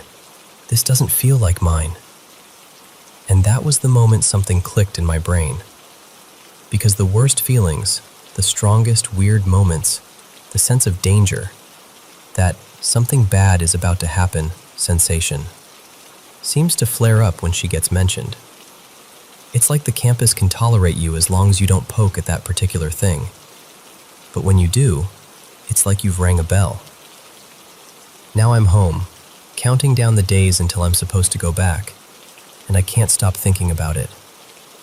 I don't want to live for another semester constantly bracing for something I can't see, constantly feeling like I'm being followed by a mood, by a presence that doesn't want me there. And the worst part is I don't even know what I'm asking for. I guess I just needed to tell someone, plainly, that I'm scared, that I don't feel safe, that my gut is screaming at me and I don't know if I should listen to it or if I'm going to regret letting fear run my life. But right now, the idea of going back makes my chest tight, and I don't know what to do.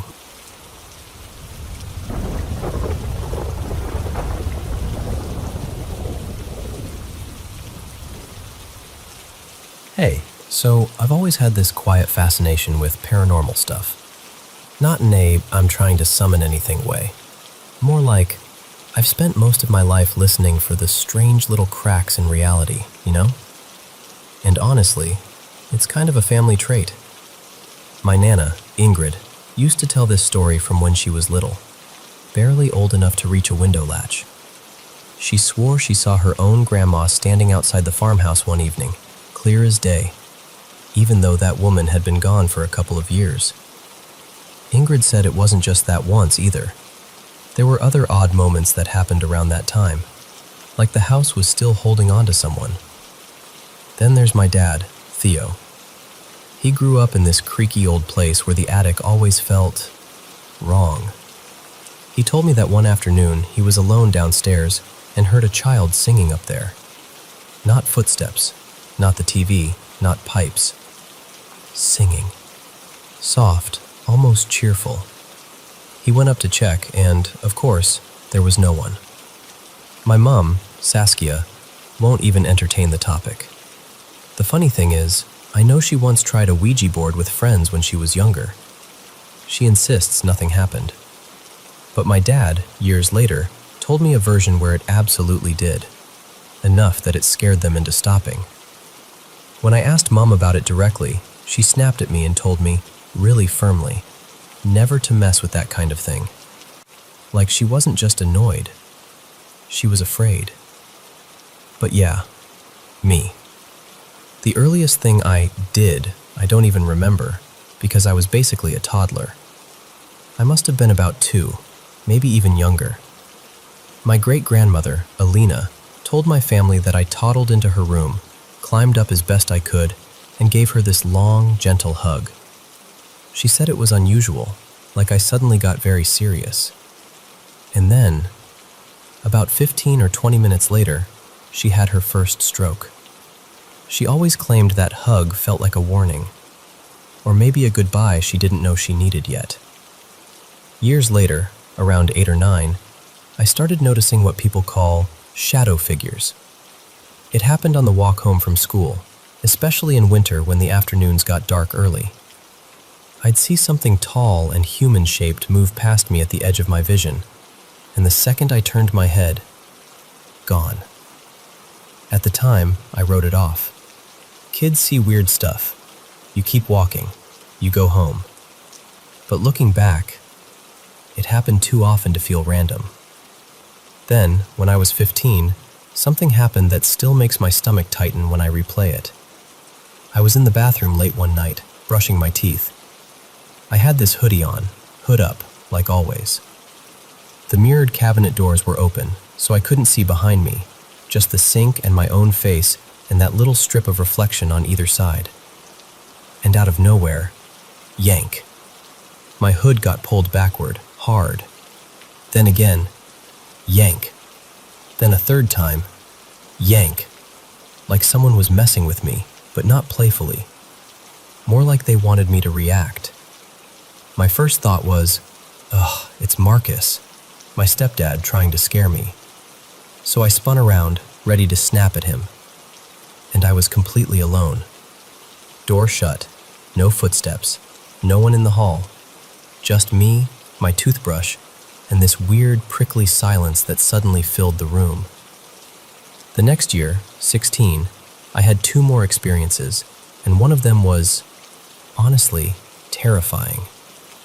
My family went away for a holiday, and I stayed behind to house sit. It was nearly a month of being alone in a house that already had its own sounds and moods. I tried to act tough about it, but you know how it is. You hear a creak at 2 a.m., and suddenly you're listening to your own heartbeat. And then I heard breathing. Not like someone catching their breath, not like an animal sniffing. This was heavy and steady and rhythmic, almost mechanical, like some kind of slow engine. It was coming from behind one of the sheds, where you couldn't see unless you walked around it. I froze, with a berry halfway to my mouth. The breathing got louder, closer, like it was approaching without footsteps, just that sound sliding toward me. And then it passed over my head. I know how that sounds, but I felt it, like something moved right above me, close enough to change the air.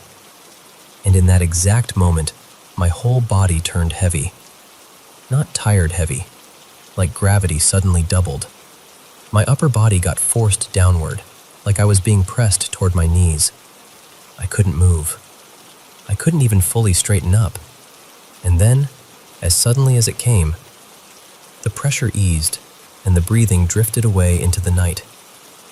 I didn't look around. I didn't call out. I just stood up the second I could and walked straight inside, locked the door, and stayed there. The strangest one, though, the one that feels the most like a scene from someone else's life, happened during Christmas a few years back. We were in southern Sweden visiting my stepdad's extended family. They were staying at this old estate house, almost castle-like, way out in the countryside. Private land, the kind of place you cannot just wander into. It was Christmas Eve, late, and everything was dead quiet. Around midnight, I stepped outside to call my girlfriend at the time, Mira.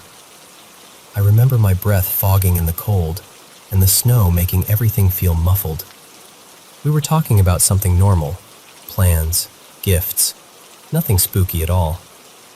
And as I'm pacing slowly, I notice someone standing under one of the lampposts.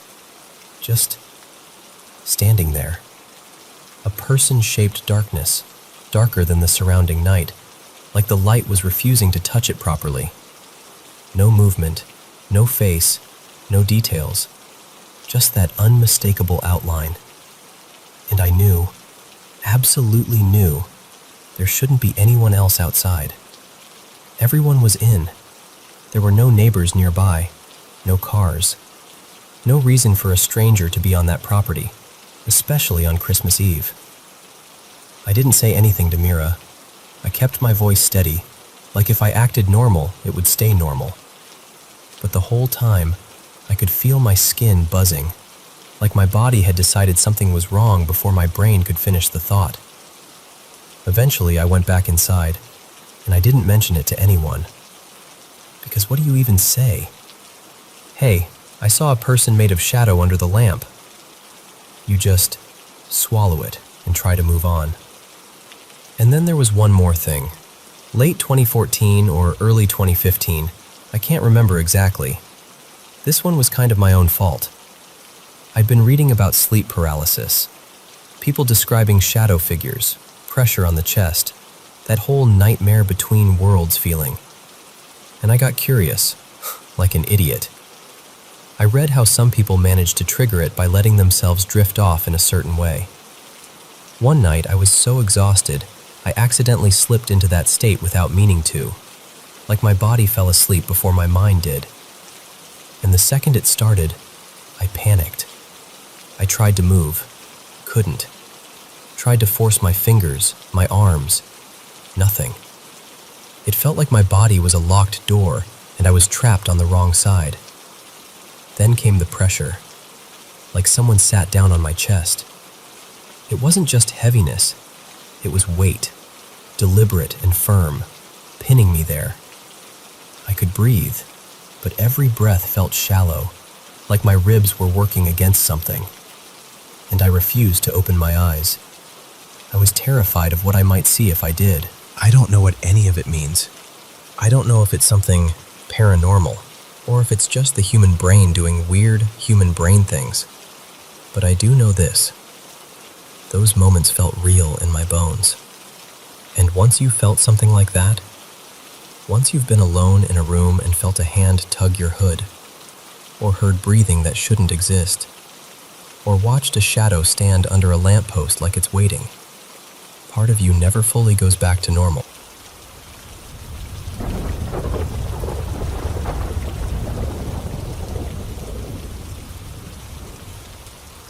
So, a while back, my partner Maya and I booked this tiny shipping container Airbnb out in the hill country, not far from Canyon Lake. It was one of those minimalist places, small, clean, kind of cozy in that we're pretending we live simply way. The wild part was the bedroom wall. One entire side of it was a floor-to-ceiling window, like a giant sheet of glass. During the day, it felt amazing, straight out onto this sharp drop-off that fell down into a rocky ravine with trees and scrub, like you could almost follow it with your eyes until it disappeared toward a little creek bed. But at night, it turned into something else. The first night was so quiet it felt staged. Not peaceful quiet, more like the world had been muted. No wind, no bugs, no rustling, just nothing. The kind of silence where you suddenly notice your own breathing and it feels too loud. We went to sleep with the blackout shade pulled down over the window because, honestly, the glass made me feel exposed. The bed was pushed right up against that wall too, so close that if you sat up, you were basically facing the shade and the window behind it. And then, sometime in the middle of the night, 2:13 a.m., because I remember glancing at my phone afterward, we both woke up at the exact same moment. Like someone had flipped a switch. And right as my eyes opened, there were 3, maybe 4, loud knocks. Not a scrape, not a tap, knocks. Evenly spaced, heavy. The kind of sound you'd make when you're standing at someone's front door and you want them to actually hear you. It was right next to the bed, right on the glass. Maya's hand found my arm instantly, like she was anchoring herself.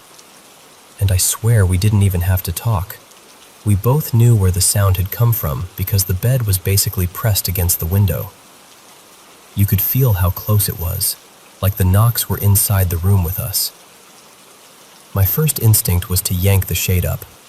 I shifted like I was going to do it, and Maya squeezed my arm hard and whispered, "Don't." Not angry, not dramatic, just genuinely afraid. Like she didn't want to invite her eyes to confirm whatever our ears had already heard. So I didn't lift it all the way. Instead, I did this stupid, pointless thing where I got up and checked the front lock, like that would somehow fix a window problem. I even slid the deadbolt with this quiet little click that felt absurdly small in that silence. We just lay there for a minute, barely moving, listening. Nothing. No footsteps, no leaves shifting, no second set of knocks. Just that thick, padded quiet again, as if the sound had never happened. Finally, after a couple minutes that felt like an hour, I scooted closer and pinched the bottom edge of the blackout shade. I lifted it just a sliver. Not enough to really look, more like a reluctant peek. Like I could keep plausible deniability if I didn't see anything. Outside was nothing but blackness and the vague outline of the ravine swallowing the light. No silhouette, no face, no person standing there. And here's the part that still makes my brain stall out. In the daytime, we'd noticed there wasn't any real ground right outside that window. No little patio, no deck, no flat area. The container sat near the edge, and beyond the glass it just dropped. So if someone had knocked, they would have had to be standing on that steep slope, in the dark, with nothing to balance on. And the knocks weren't low, like an animal bumping the glass. They were at a height that felt normal, like someone standing upright, reaching out with their knuckles. But it never happened again.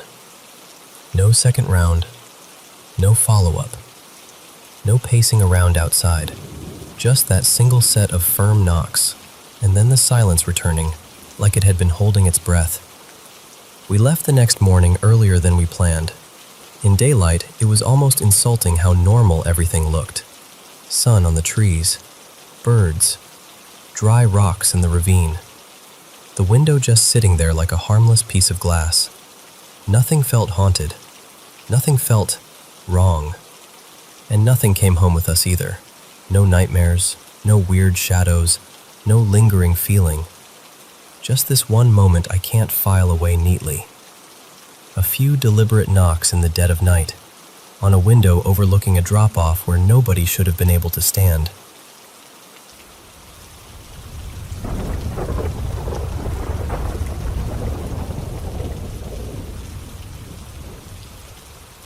So, I want to start by saying this clearly. I don't feel threatened. If anything, whatever this is has always felt more like a protector, like something hovering just out of sight, steady and oddly kind.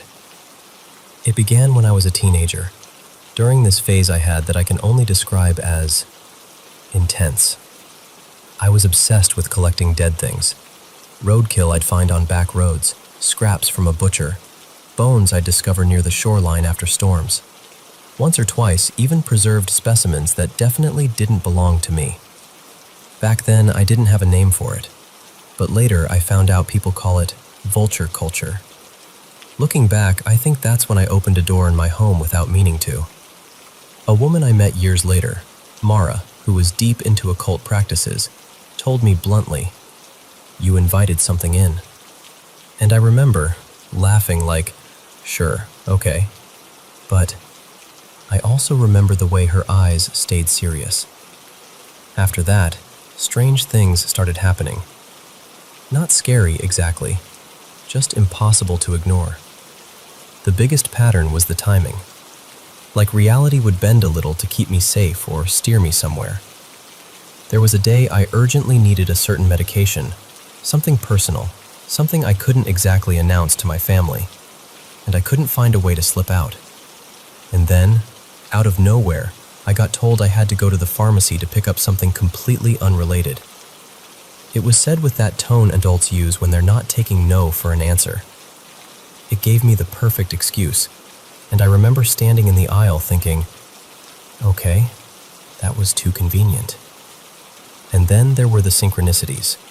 Like, I'd get this random pull to open a book I hadn't touched in years, and I'd flip to a page that described something happening in my life so precisely it made my stomach drop, like a warning I didn't know I needed. Or I'd play an old radio recording, something decades old, and a line would land in my ear like it was aimed straight at me, addressing a problem that had only happened earlier that day. Even my thoughts didn't feel private sometimes. I'd think of something wildly specific, like reconstructive surgery after an accident, and the next day I'd find out an acquaintance of mine, Elise, had just gone through that exact thing. Not similar, the thing I pictured. And then there was the physical stuff.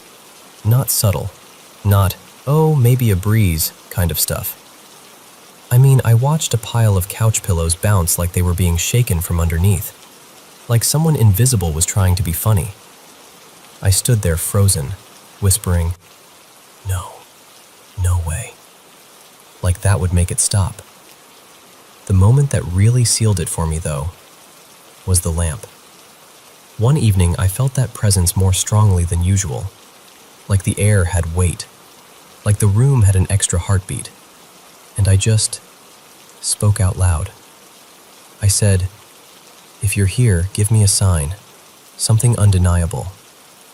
And this is important. I didn't say it out loud, but in my mind I pictured a lamp shattering, glass everywhere. Dramatic, unmistakable. Hours later that same day, a lamp in the living room that had worked perfectly for years just exploded. Not flickered, not popped a bulb. The glass shattered and sprayed across the room like it had been struck. And somehow, I wasn't hurt. Not a cut, not even a nick. I remember my hands shaking as I stared at the mess, and I whispered, "Okay, I hear you." Eventually, I moved far away. New place, new walls, new air. I thought maybe it would stop, like it was tied to the house or that version of me. But it didn't stop. If anything, it followed me like a quiet streak of good fortune. And I had this terrifying moment on a highway during heavy rain. My car hydroplaned, spun completely around. The world turned into noise and water and headlights. And I should have been hit. There were cars everywhere. But I slid off and landed in the grass like someone guided my steering wheel at the last second. I sat there afterward with my forehead against the wheel, whispering thank you to I didn't even know who. What's even stranger is that it feels like the luck doesn't just cover me anymore. It brushes onto my husband too. My husband's name is Dorian, and it's like doors open for him the same way. He started a business after we moved. New town, new country, no guarantees. And somehow, he took off immediately. Like, immediately. Enough that he can support me through school on his own. And I look at our life sometimes and I don't feel smug or proud. I feel stunned. Like I'm watching a string of impossible outcomes stack up neatly, one after another. And the part that sits in my chest the most is this. I don't know why. I don't feel like I earned it. I don't feel like I did something heroic or spiritual or special. If anything, I've just tried to be grateful. When something good happens, I say thank you. I pray. I try not to take it for granted. I hope whatever has been watching over me stays. Truly. But I also wish, so badly, that I could communicate more clearly. Not just hints and nudges and shattered glass. I want a real conversation. I want to understand what it is, what it wants, why it chose me, and how to say properly, from the deepest part of myself, I see you, and I'm grateful.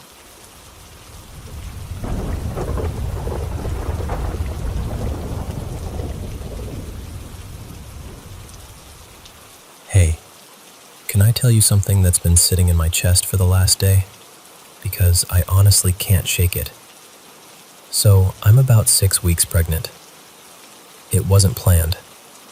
And I'm in that kind of emotional place where everything feels tender and loud at the same time, like I'm walking around with my nerves exposed. Part of me feels this immediate, almost fierce attachment to the pregnancy. And then my partner, he's scared. He keeps saying he's not ready, and I get it, I do. But it still left me feeling split right down the middle. Like no matter what I choose, I'm going to lose something.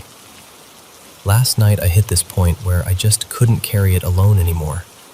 I felt overwhelmed and kind of desperate for clarity. So I prayed. Not one of those perfectly worded prayers, just a messy, honest one. I didn't even ask for a specific outcome, just guidance. I remember saying something like, "Please, show me my path. Give me something, a sign, a dream, whatever. I just need to feel like I'm not walking blind." I went to bed expecting nothing, and honestly, that's what it felt like I got. No dream, nothing vivid.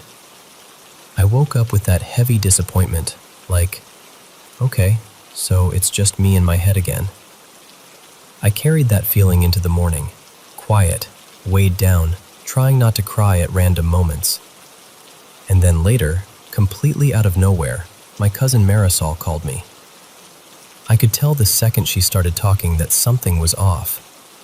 Her voice had this shaky edge, like she wasn't sure whether she should even say what she was about to say. She told me she'd had a dream the night before, and it felt important. Like the kind of dream that doesn't evaporate when you wake up. She said, "I know this is going to sound weird, but I feel like you need to hear it." And then she told me what she dreamed.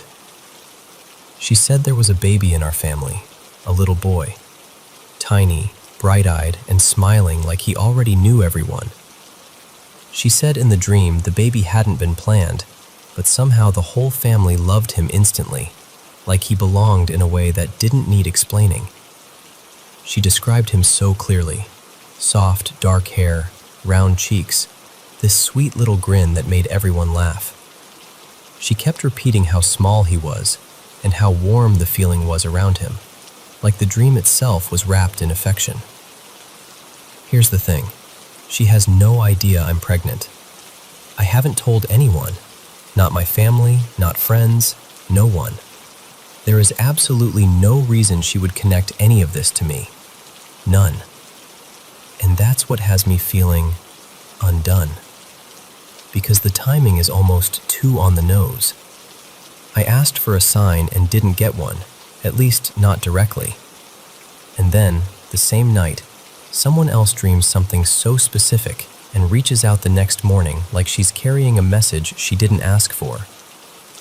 I'm not saying it's proof of anything. I'm not trying to force meaning onto it like it's some cosmic stamp of approval. But it also didn't feel random.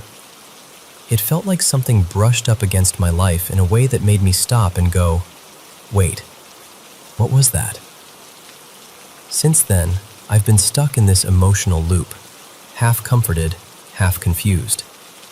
Like my heart wants to believe I was answered, but my brain wants to protect me from grabbing onto something just because I'm scared and I want certainty. I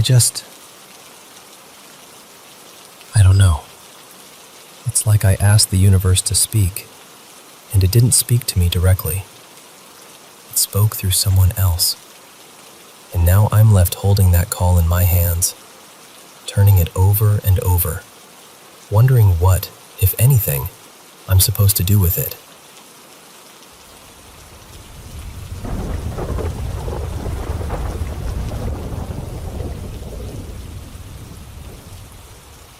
So, I don't even know how to tell this without sounding dramatic, but I'm wide awake and my stomach's been in knots, so I'm just going to say it like I'd say it to a friend.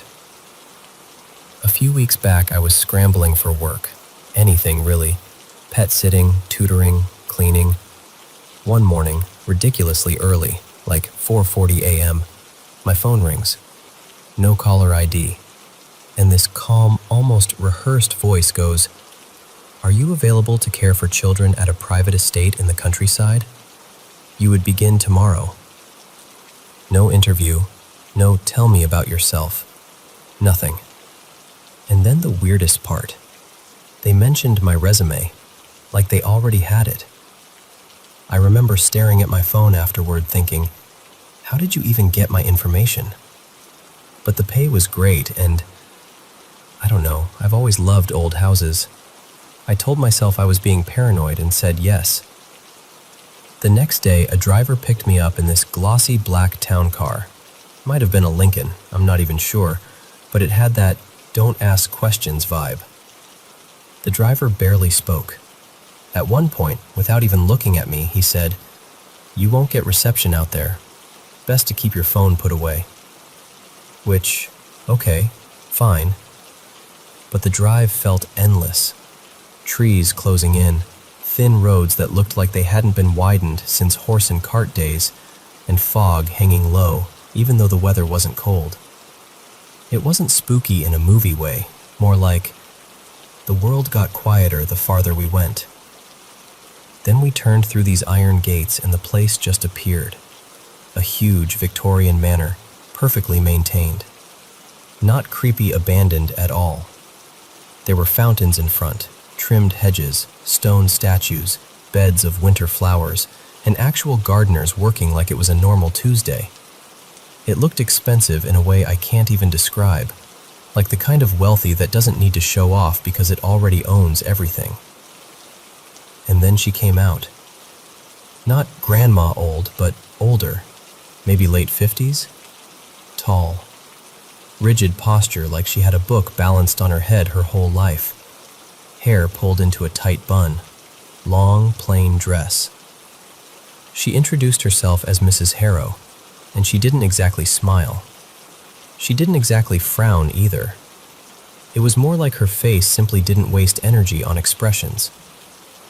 Inside the manor smelled old, but not dirty, like wood polish, beeswax, and faint floral soap. Quiet carpets, heavy curtains, everything spotless, but also like time had been paused and nobody wanted to admit it. Then she led me into this dining room. Long table, high-backed chairs, the whole period drama situation. And the kids were already sitting there like they'd been placed in position. 3 kids, Ivy, Nell, and Rowan. Rowan was the oldest, about 8. The girls were 6 and 3. No TV noise in the background, no toys scattered anywhere, none of that normal kid chaos. The youngest, Nell, latched onto me immediately like I was a lifeboat. Ivy, the middle one, had this bold little spark, like she was testing what she could get away with. Rowan didn't really react. He just watched me. Not shy exactly, more like he was observing. I felt like I'd walked into a house that didn't belong in this century. And here's the thing, nobody explained any rules. I only realized there were rules after I broke one. At dinner, I tried to be friendly, just small talk. I asked, "So what do you guys like to eat? Any favorites?" The instant I spoke, it was like I'd slapped a glass off the table. No one answered, not a single word. The air went thick. And then Mrs. Harrow, at the head of the table, slowly put both palms flat on the wood and bowed her head. So I copied her too, because what else do you do? I expected a prayer or something, but there wasn't one. They just stayed bowed for a few seconds. Then, all at once, they lifted their heads and started eating in perfect sync. No conversation, no laughter, just forks and knives and quiet chewing like it was a rule carved into the walls. Later that night, this butler, Mr. Griggs, led me upstairs to my room, and my suitcases were already there on the bed. I hadn't even carried them in. That should have been a bigger red flag than it was, but my brain kept doing that thing where it tries to normalize everything. Like, oh, they're just efficient. Fancy people are weird. It's fine. The first couple days were mostly okay. I did normal childcare things. Meals, stories, baths, keeping Nell busy because she was glued to me, trying to get Ivy to stop deliberately pushing boundaries, and gently checking in on Rowan, who seemed to live in his own world. The kids didn't play like kids I'm used to. No running around, no noisy toys, no cartoons. More like quiet puzzles, sketching, sitting with books, arranging little wooden blocks in patterns, and then walking away. And the routine. God, the routine. Everything happened at exact times. Meals at the same minute. Lessons. walks, bedtime. Even the way the curtains were drawn felt scheduled. Nobody ever explained it, but you learned quickly by watching, because if you were late by even a little, you could feel the whole house noticing. Then last night something happened that finally snapped me out of my "this is just quirky rich people stuff" mindset. I'd put the younger ones to bed, and I was walking back to my room when I heard screaming. Raw, terrified screaming from Ivy's bedroom. I bolted in thinking she'd fallen or had a seizure or someone had broken in. She was in bed, eyes shut tight, thrashing side to side like she was trying to shake something off of her.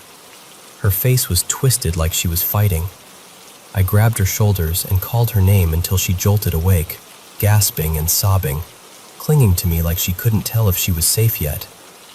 This morning I asked Mrs. Harrow about it, very carefully, because you don't really chat with her. You report things. So I said Ivy had what looked like night terrors. Mrs. Harrow didn't look surprised.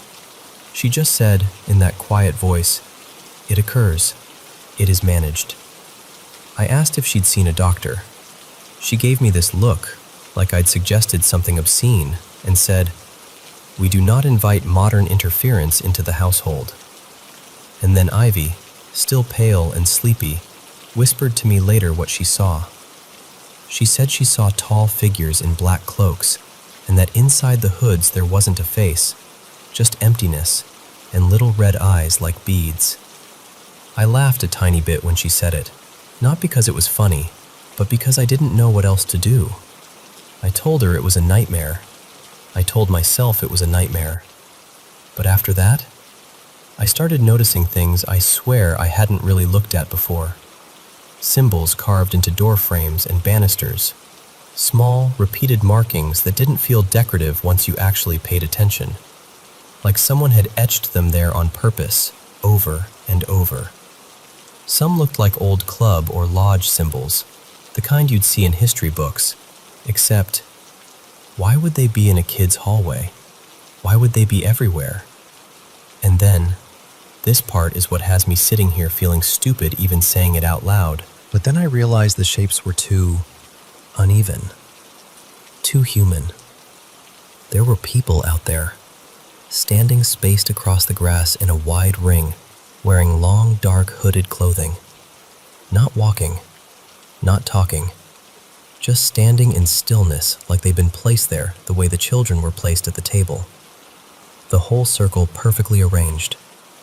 I stood frozen at the window, trying to convince myself I was misseeing it, that it was gardeners or a staff thing, or some weird midnight tradition that rich families do for fun. But nobody moved, not even a shift of weight, not even a head turn. And I don't know how long I stood there before I stepped back from the glass like it could see me looking. I'm supposed to stay another week.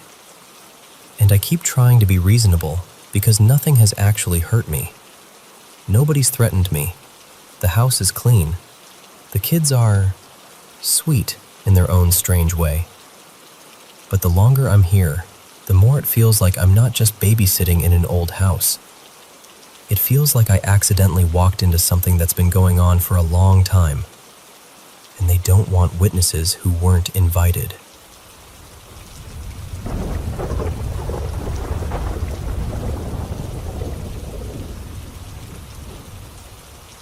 So, let me tell you about my cousin. I'm going to change his name. Let's call him Moran. A few years back, Moran got deported from Greece after running into police trouble that revolved around drugs. Nothing neat or simple, just a messy collapse. He'd been smoking heavy for a long time, and it did something to him. Not in the casual, he's a little spacey way. More like, his thoughts started turning against him. Paranoia, mood swings, that hollow-eyed suspicion, like the world is always about to spring a trap. He ended up spending a few weeks in a psychiatric hospital, and after that, the family didn't really know what to do with him.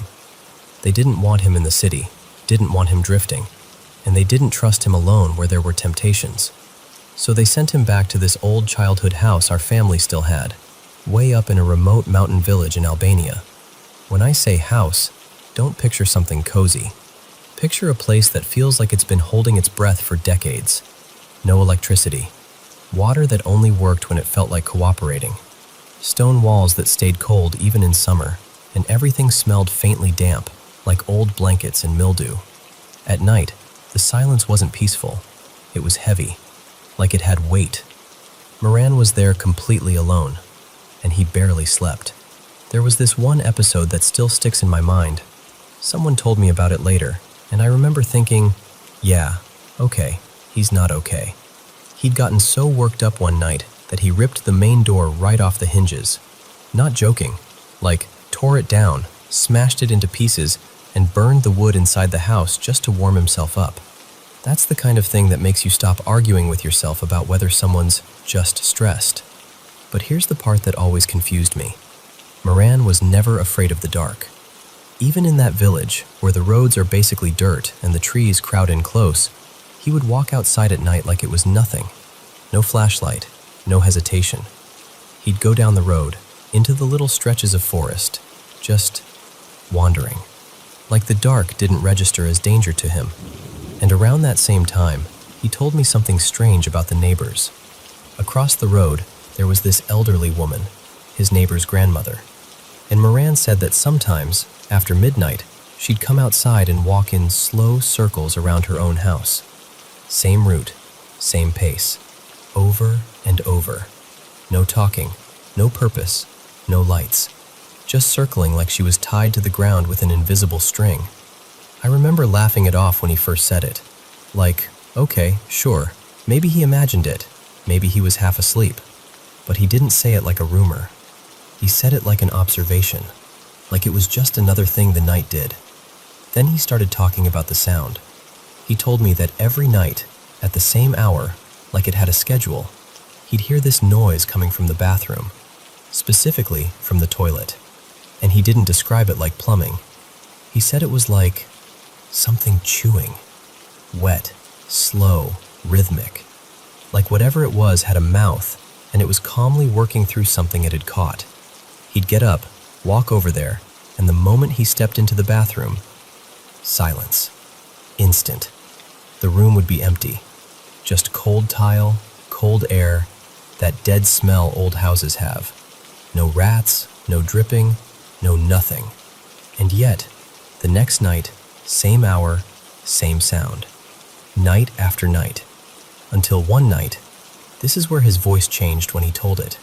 He said he got up again, checked again, found nothing again, and as he turned to go back to his room, something tightened around his neck. Not a hand, not a person, just pressure. Sudden, hard. He told me his feet left the floor. He said his chest burned from trying to pull air in, like his lungs were scraping for breath. And then he saw the television. It was an old TV, the kind with weight to it, sitting in the room. He said it rose, like it was being pulled upright by something unseen, and the cable slid tight around his throat, twisting as it went. And then everything dropped. He hit the ground, and the TV came down too, smashing onto him. He said it struck the back of his head, and after that the memory got scattered, like broken glass. The next morning, another cousin, Alira, went to check on him because nobody had heard anything from him. She found him on the floor. The TV shattered. Blood, just a thin line at the back of his head. He was alive, but he looked emptied out. Like someone had scooped something essential out of him and left the body behind. And when Alira asked what happened, Moran didn't cry or shout or act dramatic. He just said, calm as anything, I think I made a djinn angry. For years, I told myself it was psychosis, withdrawal, a freak accident mixed with paranoia. And honestly, that explanation is still there, hovering, because it makes sense, and it's safer. But then I started learning more about Islam, about the way jinn are believed to exist alongside us, especially in filthy, abandoned, neglected places, about how fear and isolation can draw things in, and how people who are weakened by addiction, by instability, by despair, are believed to be more vulnerable. And it didn't make me feel better. It didn't give the story a neat, spiritual answer. It just made it uncomfortably possible. Like maybe the house really was empty of people, but not empty of something.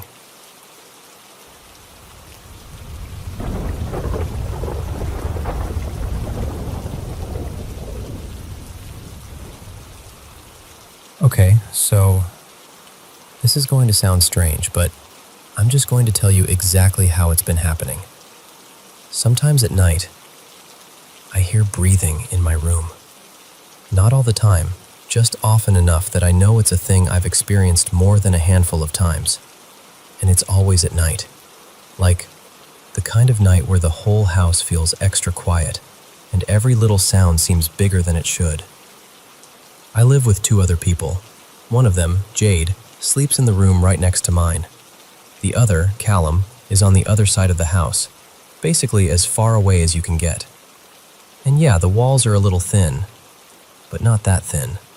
Not I can hear someone breathing like they're right beside my pillow thin. We also have 3 pets, a dog, a cat, and a hamster.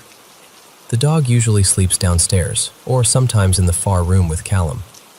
The hamster, Pepper, is in my room, but her cage is across the room and... Come on, I'm not hearing a hamster breathe. And the cat, Miso? Here's the part that messes with me. When I hear the breathing, it's usually when Miso is not in my room. Like tonight, for example. I went out to get a drink, and she was sprawled in the living room. So when I came back and heard it again, I was like, it literally can't be her. And the breathing doesn't just come from one spot either. That's what makes it so unsettling. It comes from 3 places. One is right beside me, like someone is lying there next to my bed. Another is under my bed, like, imagine someone sleeping where they'd be if they were next to me, except they're underneath. And the third is above me. When it's above me, it's the worst.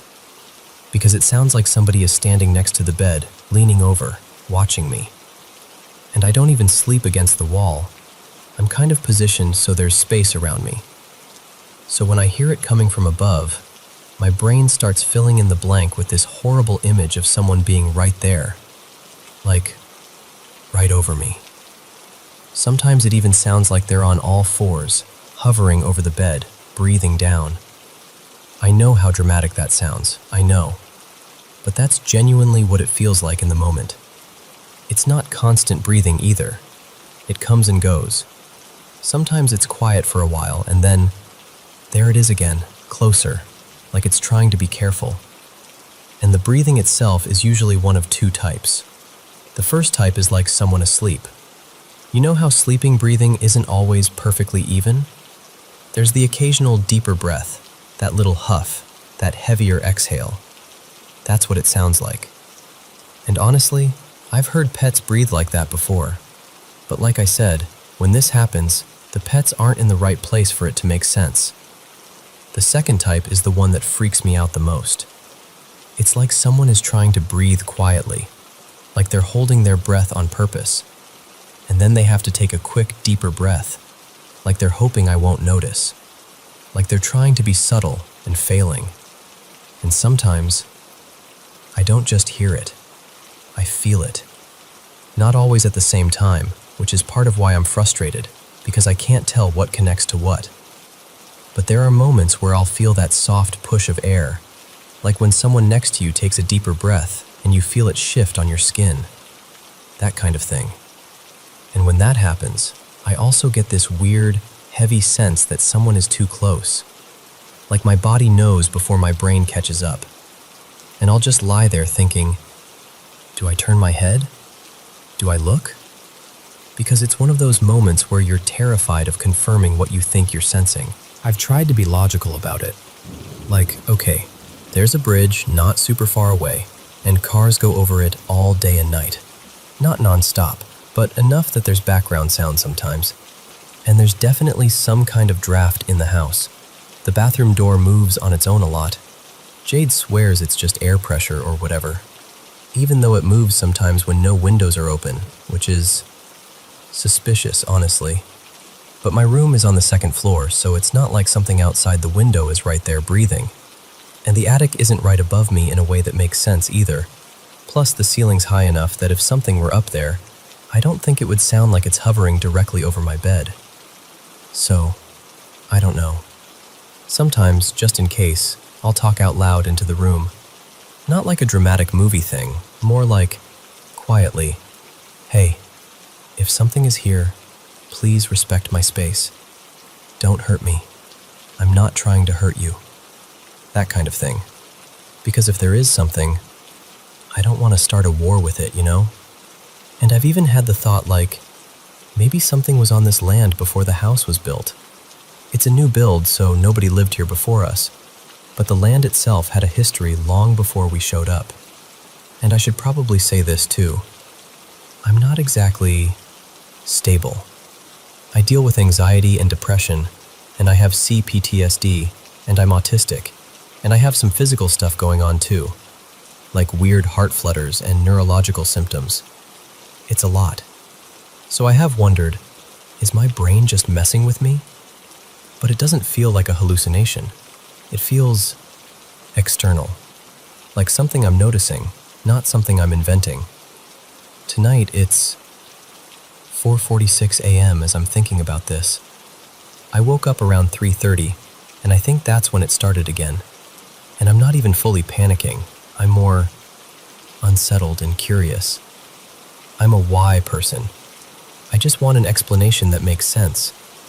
Honestly, part of me feels embarrassed even saying it out loud, because I can already imagine how it sounds. But it keeps happening, and it's hard to ignore when it feels like someone is breathing right next to you, or under you, or above you. So yeah, that's it. That's what's been going on. And if you're listening to this and thinking, please tell me there's a normal explanation, trust me, I want that too.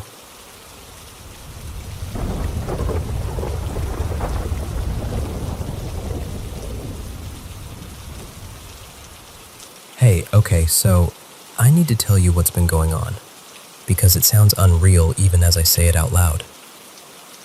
A couple weekends ago, I went to this little thrift pop-up, one of those crowded, cozy ones with folding tables and racks stuffed with vintage stuff. I wasn't even planning to buy much, but I found this bundle of clothes that felt like a score. A couple tops, a jacket, this heavy knit sweater that was honestly perfect. I brought everything home in a tote bag, tossed it on a chair in my room, and didn't think twice. But ever since those clothes came into the house, things have felt off. Not in a ha-ha spooky story way, in a real stomach-tightening, something is wrong way. So, first incident. My mom, her name is Nadine, she's always been spiritual. Like, not performative about it. She's just tuned in. She notices things. She dreams things. She's the kind of person who will pause in the middle of a sentence and go, "Nope, something's not right." And she's usually correct. When I told her where the clothes came from, she was like, "All right, before you wear anything, we're cleansing them." She wanted to wash them with salt, just to strip off any bad energy that might have been clinging to them. We load up the washer, start the cycle, and when it's time to dry them, she plugs the dryer back in. And I swear to you, the second she did, there was this sharp pop. Then this flash, like a tiny lightning strike right at the outlet. The plug actually sparked. The plastic looked like it started to melt, and then the whole house went dark. Like every light, everything. We ran around flipping switches, checking the breaker, trying to get anything back on. We even had my uncle come over the next day, because he's handy and he fixes everything. Nothing. The outlet was dead. The dryer was dead. And it wasn't like, oh, this is an old appliance. It had been working fine literally the day before. That's when my mom got quiet. Like, too quiet. And she just said, "We're not washing those yet." Second incident. There's this hallway in our house that leads to the bedrooms. It's not even creepy looking. It's just a hallway. Family photos, a little runner rug, normal. But after that dryer thing, the hallway started acting weird. The first time I saw it happen, my mom was talking to me from the kitchen. I was walking toward the dining table, and from the corner of my eye, I watched the hallway light click off. Not flicker, not dim, just off. I stopped and I called out, "Mom, the hallway light just shut off." And she goes, "No, it didn't." So she comes around the corner to look, and the light is on again. Like nothing happened. I'm standing there feeling crazy, and she's looking at me like I'm being dramatic. Except, later that same week, she saw it too. She was walking down the hall, and it just snapped off while she was right under it. And now it happens a lot. Sometimes it'll go off and then come back on by itself. Sometimes it stays off until one of us turns it back on. And it's always that hallway. Third incident. One night I ate late, just something small, and I rinsed out my bowl, put my fork in it, and left it in the sink. Normal. I went straight to my room to sleep. My door was shut, I'm under the blanket, half asleep. My mom is still up in the living room. She's turning off the TV, straightening up, doing her last little routine before bed. And then she hears it. This clink, metal on ceramic, like a fork dropping into a bowl. She didn't yell. She didn't panic. She stood in that kitchen and said out loud, firm and calm, "Whoever is in this house is not welcome here." And you know how sometimes the air changes after someone says something with real authority? Like it gets heavy, almost pressurized? That's what it felt like. And then, the worst one happened. Before that night, I'd already been feeling watched, especially when the lights were off. Like, you know when you're in a dark room and your brain starts playing tricks? This wasn't that. This was like, my body knew. Like I'd catch myself holding my breath for no reason. Like my shoulders stayed tense even when I was alone. Then one night, I fell asleep and woke up around 3:30 something. I checked my phone later and it was 3:38 to use the bathroom. I went, came back, locked my door like I always do, and got into bed. And I'm just starting to drift off when I hear it. My doorknob. Not turning gently.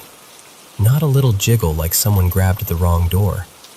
Someone was trying to get in, hard. Like they were pushing and pulling, testing the lock with force. My towel, hanging on a hook by the door, fell to the floor from the vibration. I sat up so fast my heart felt like it slammed into my throat. I stared at the door, frozen, waiting for the next sound. And then it stopped. Complete silence. The kind that makes your ears ring. I grabbed my phone and called my mom right away.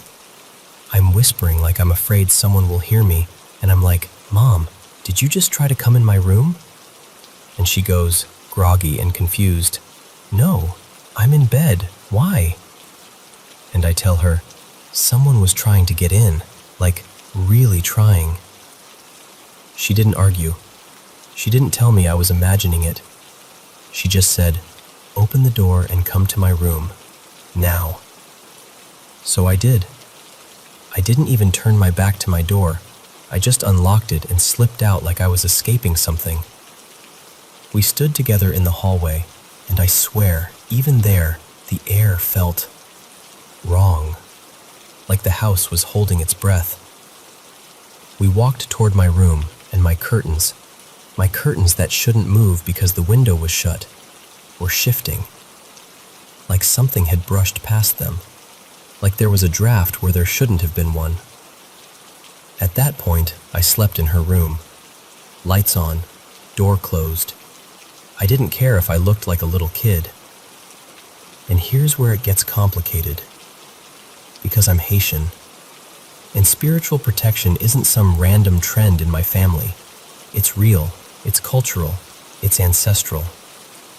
My mom practices voodoo, and she's taught me how to pray properly, how to be respectful, how to ask for protection without being reckless.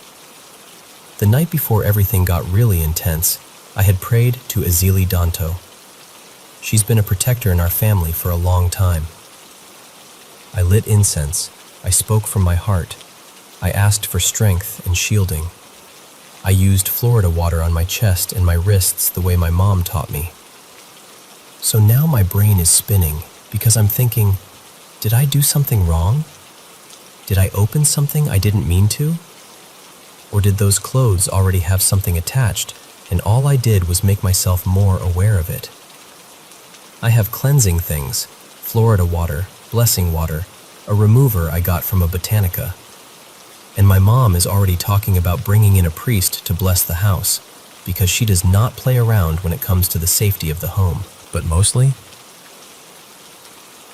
I just want my house to feel like my house again.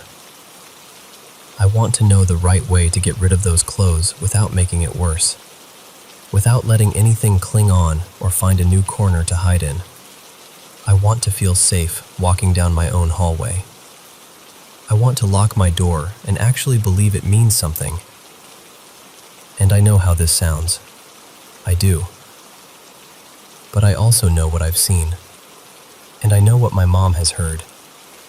And I know the difference between being scared in the dark and feeling like the dark is paying attention back.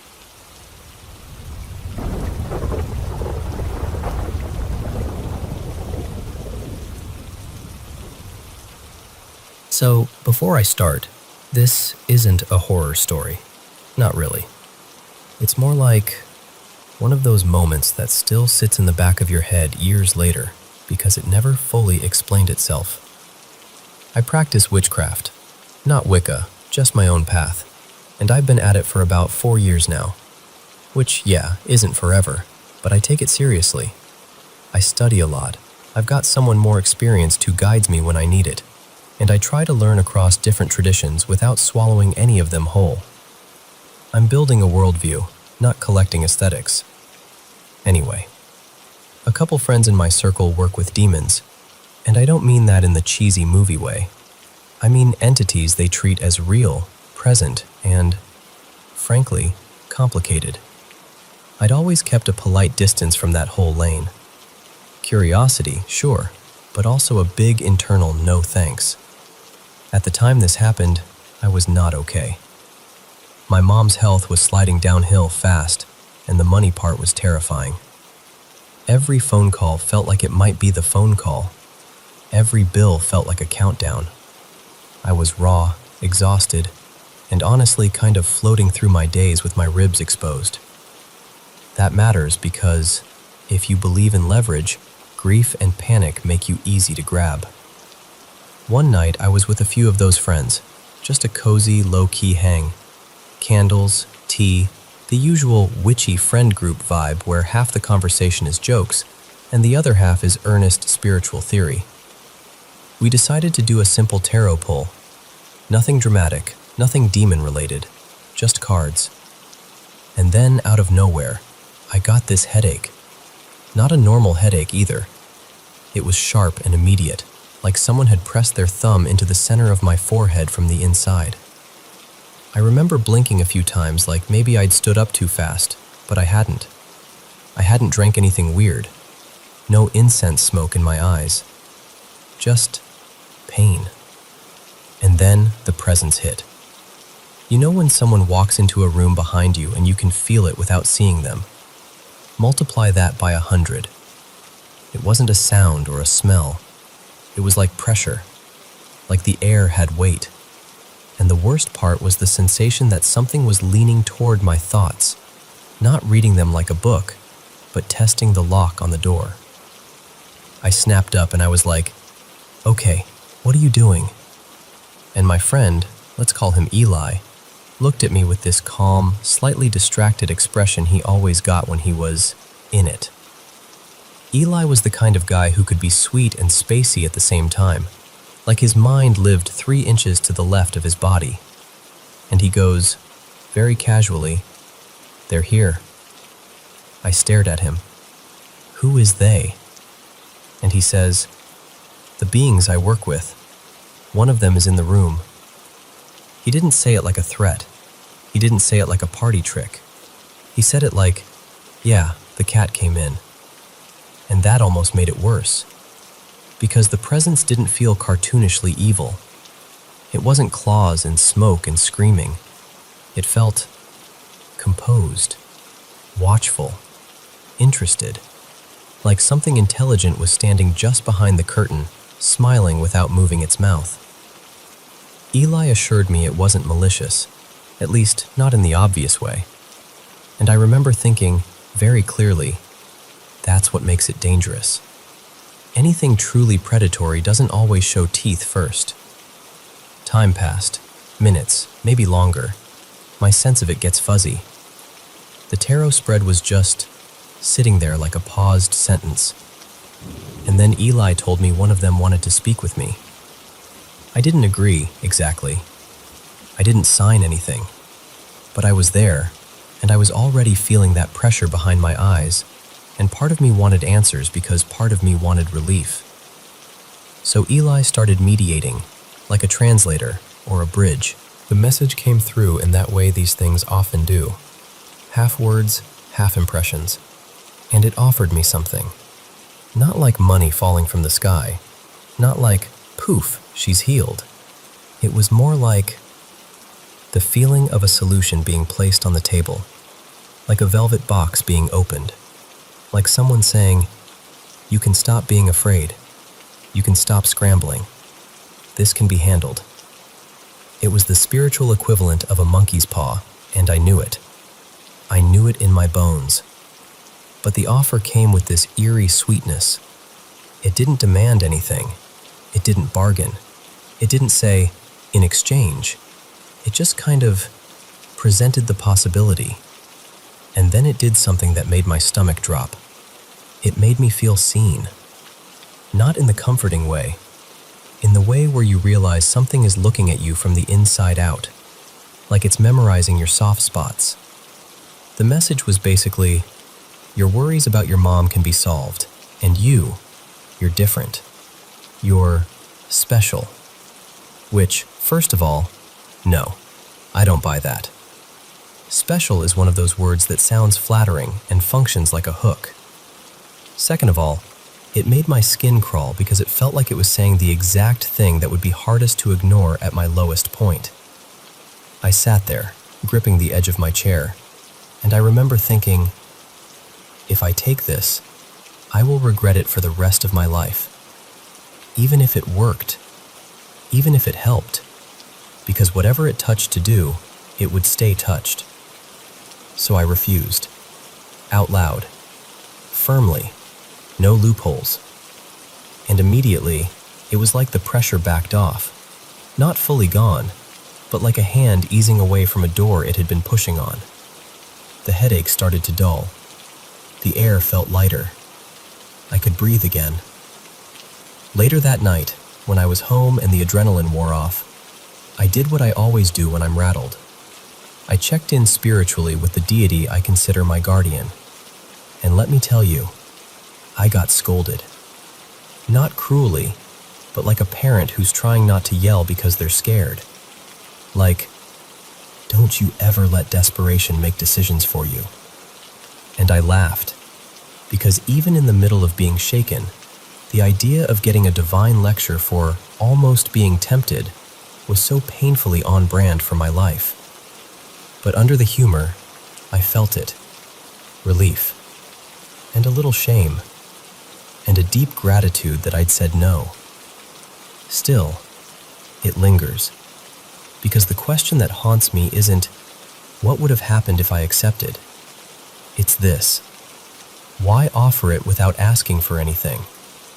Why say no return when everything in my experience says there's always a return? What did it think it was doing? What did it think it saw in me? And maybe the most unsettling part is that some piece of me suspects the price wasn't going to be a direct request.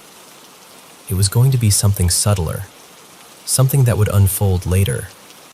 A slow claim, a convenient coincidence, a shift in who I was, a bend in my path.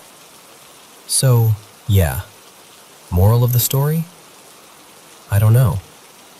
It was weird. It was intelligent. It was tempting in the way a trap is tempting, because it's designed around your exact hunger. And my honest advice is this: don't go looking into that kind of work unless you're absolutely sure you have nothing they can use to steer you. And I don't mean you're brave. I mean you're genuinely not dangling anything precious over the edge. Because some beings don't need to threaten you. They just need to offer you exactly what you're already losing sleep over.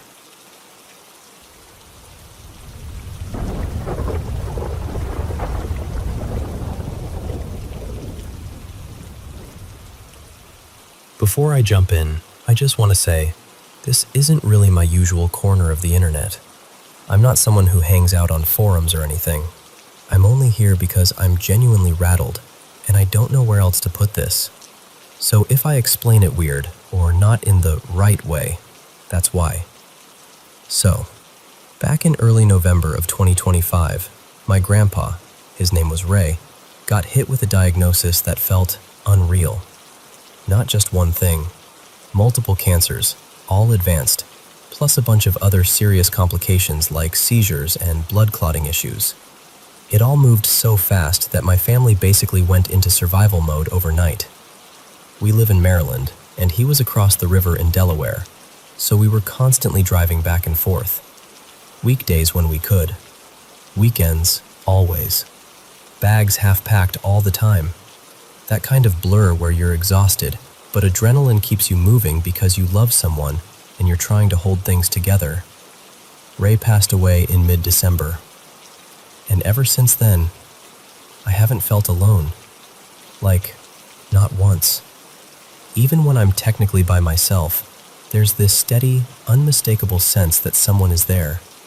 It's hard to explain without sounding dramatic, but it's like the air has weight to it. Like there's an extra presence in the room that isn't mine. That feeling gets way stronger when we go to his place.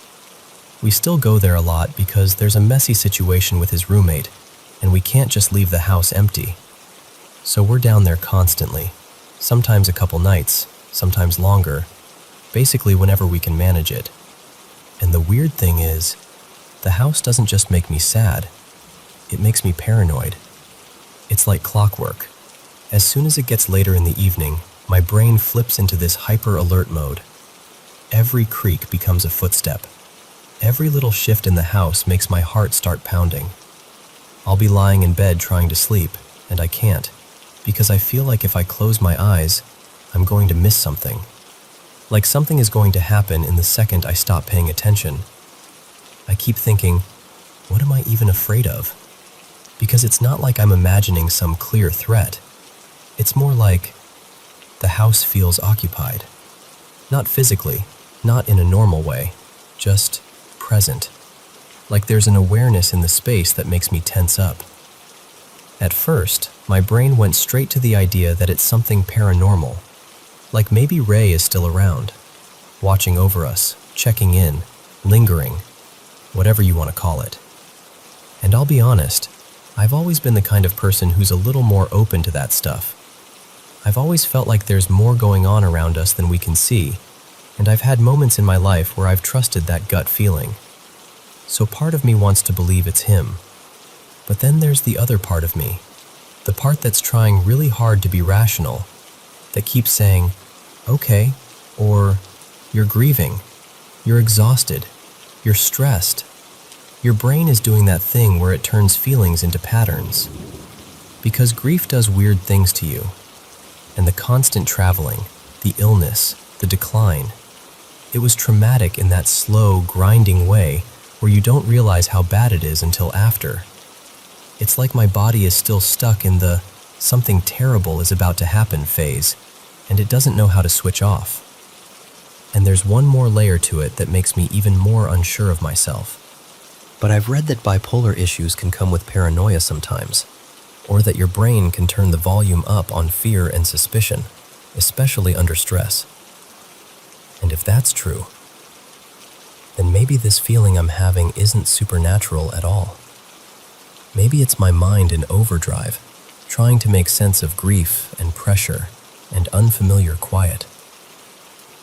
So I'm stuck between two explanations, and both of them scare me in different ways.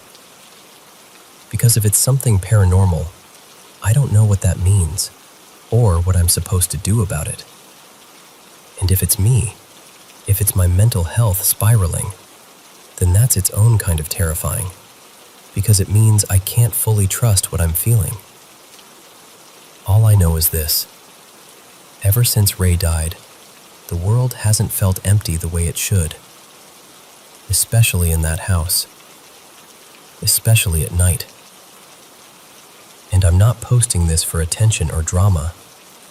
I'm posting it because I want someone, anyone, to tell me I'm not losing it. Or if I am, to tell me what steps to take next. Because I don't want to be scared every time I walk into the place where he lived. I don't want his home to feel like a trap. I just want it to feel like him. Warm, familiar, safe. But right now it doesn't. Right now, it feels like I'm being watched.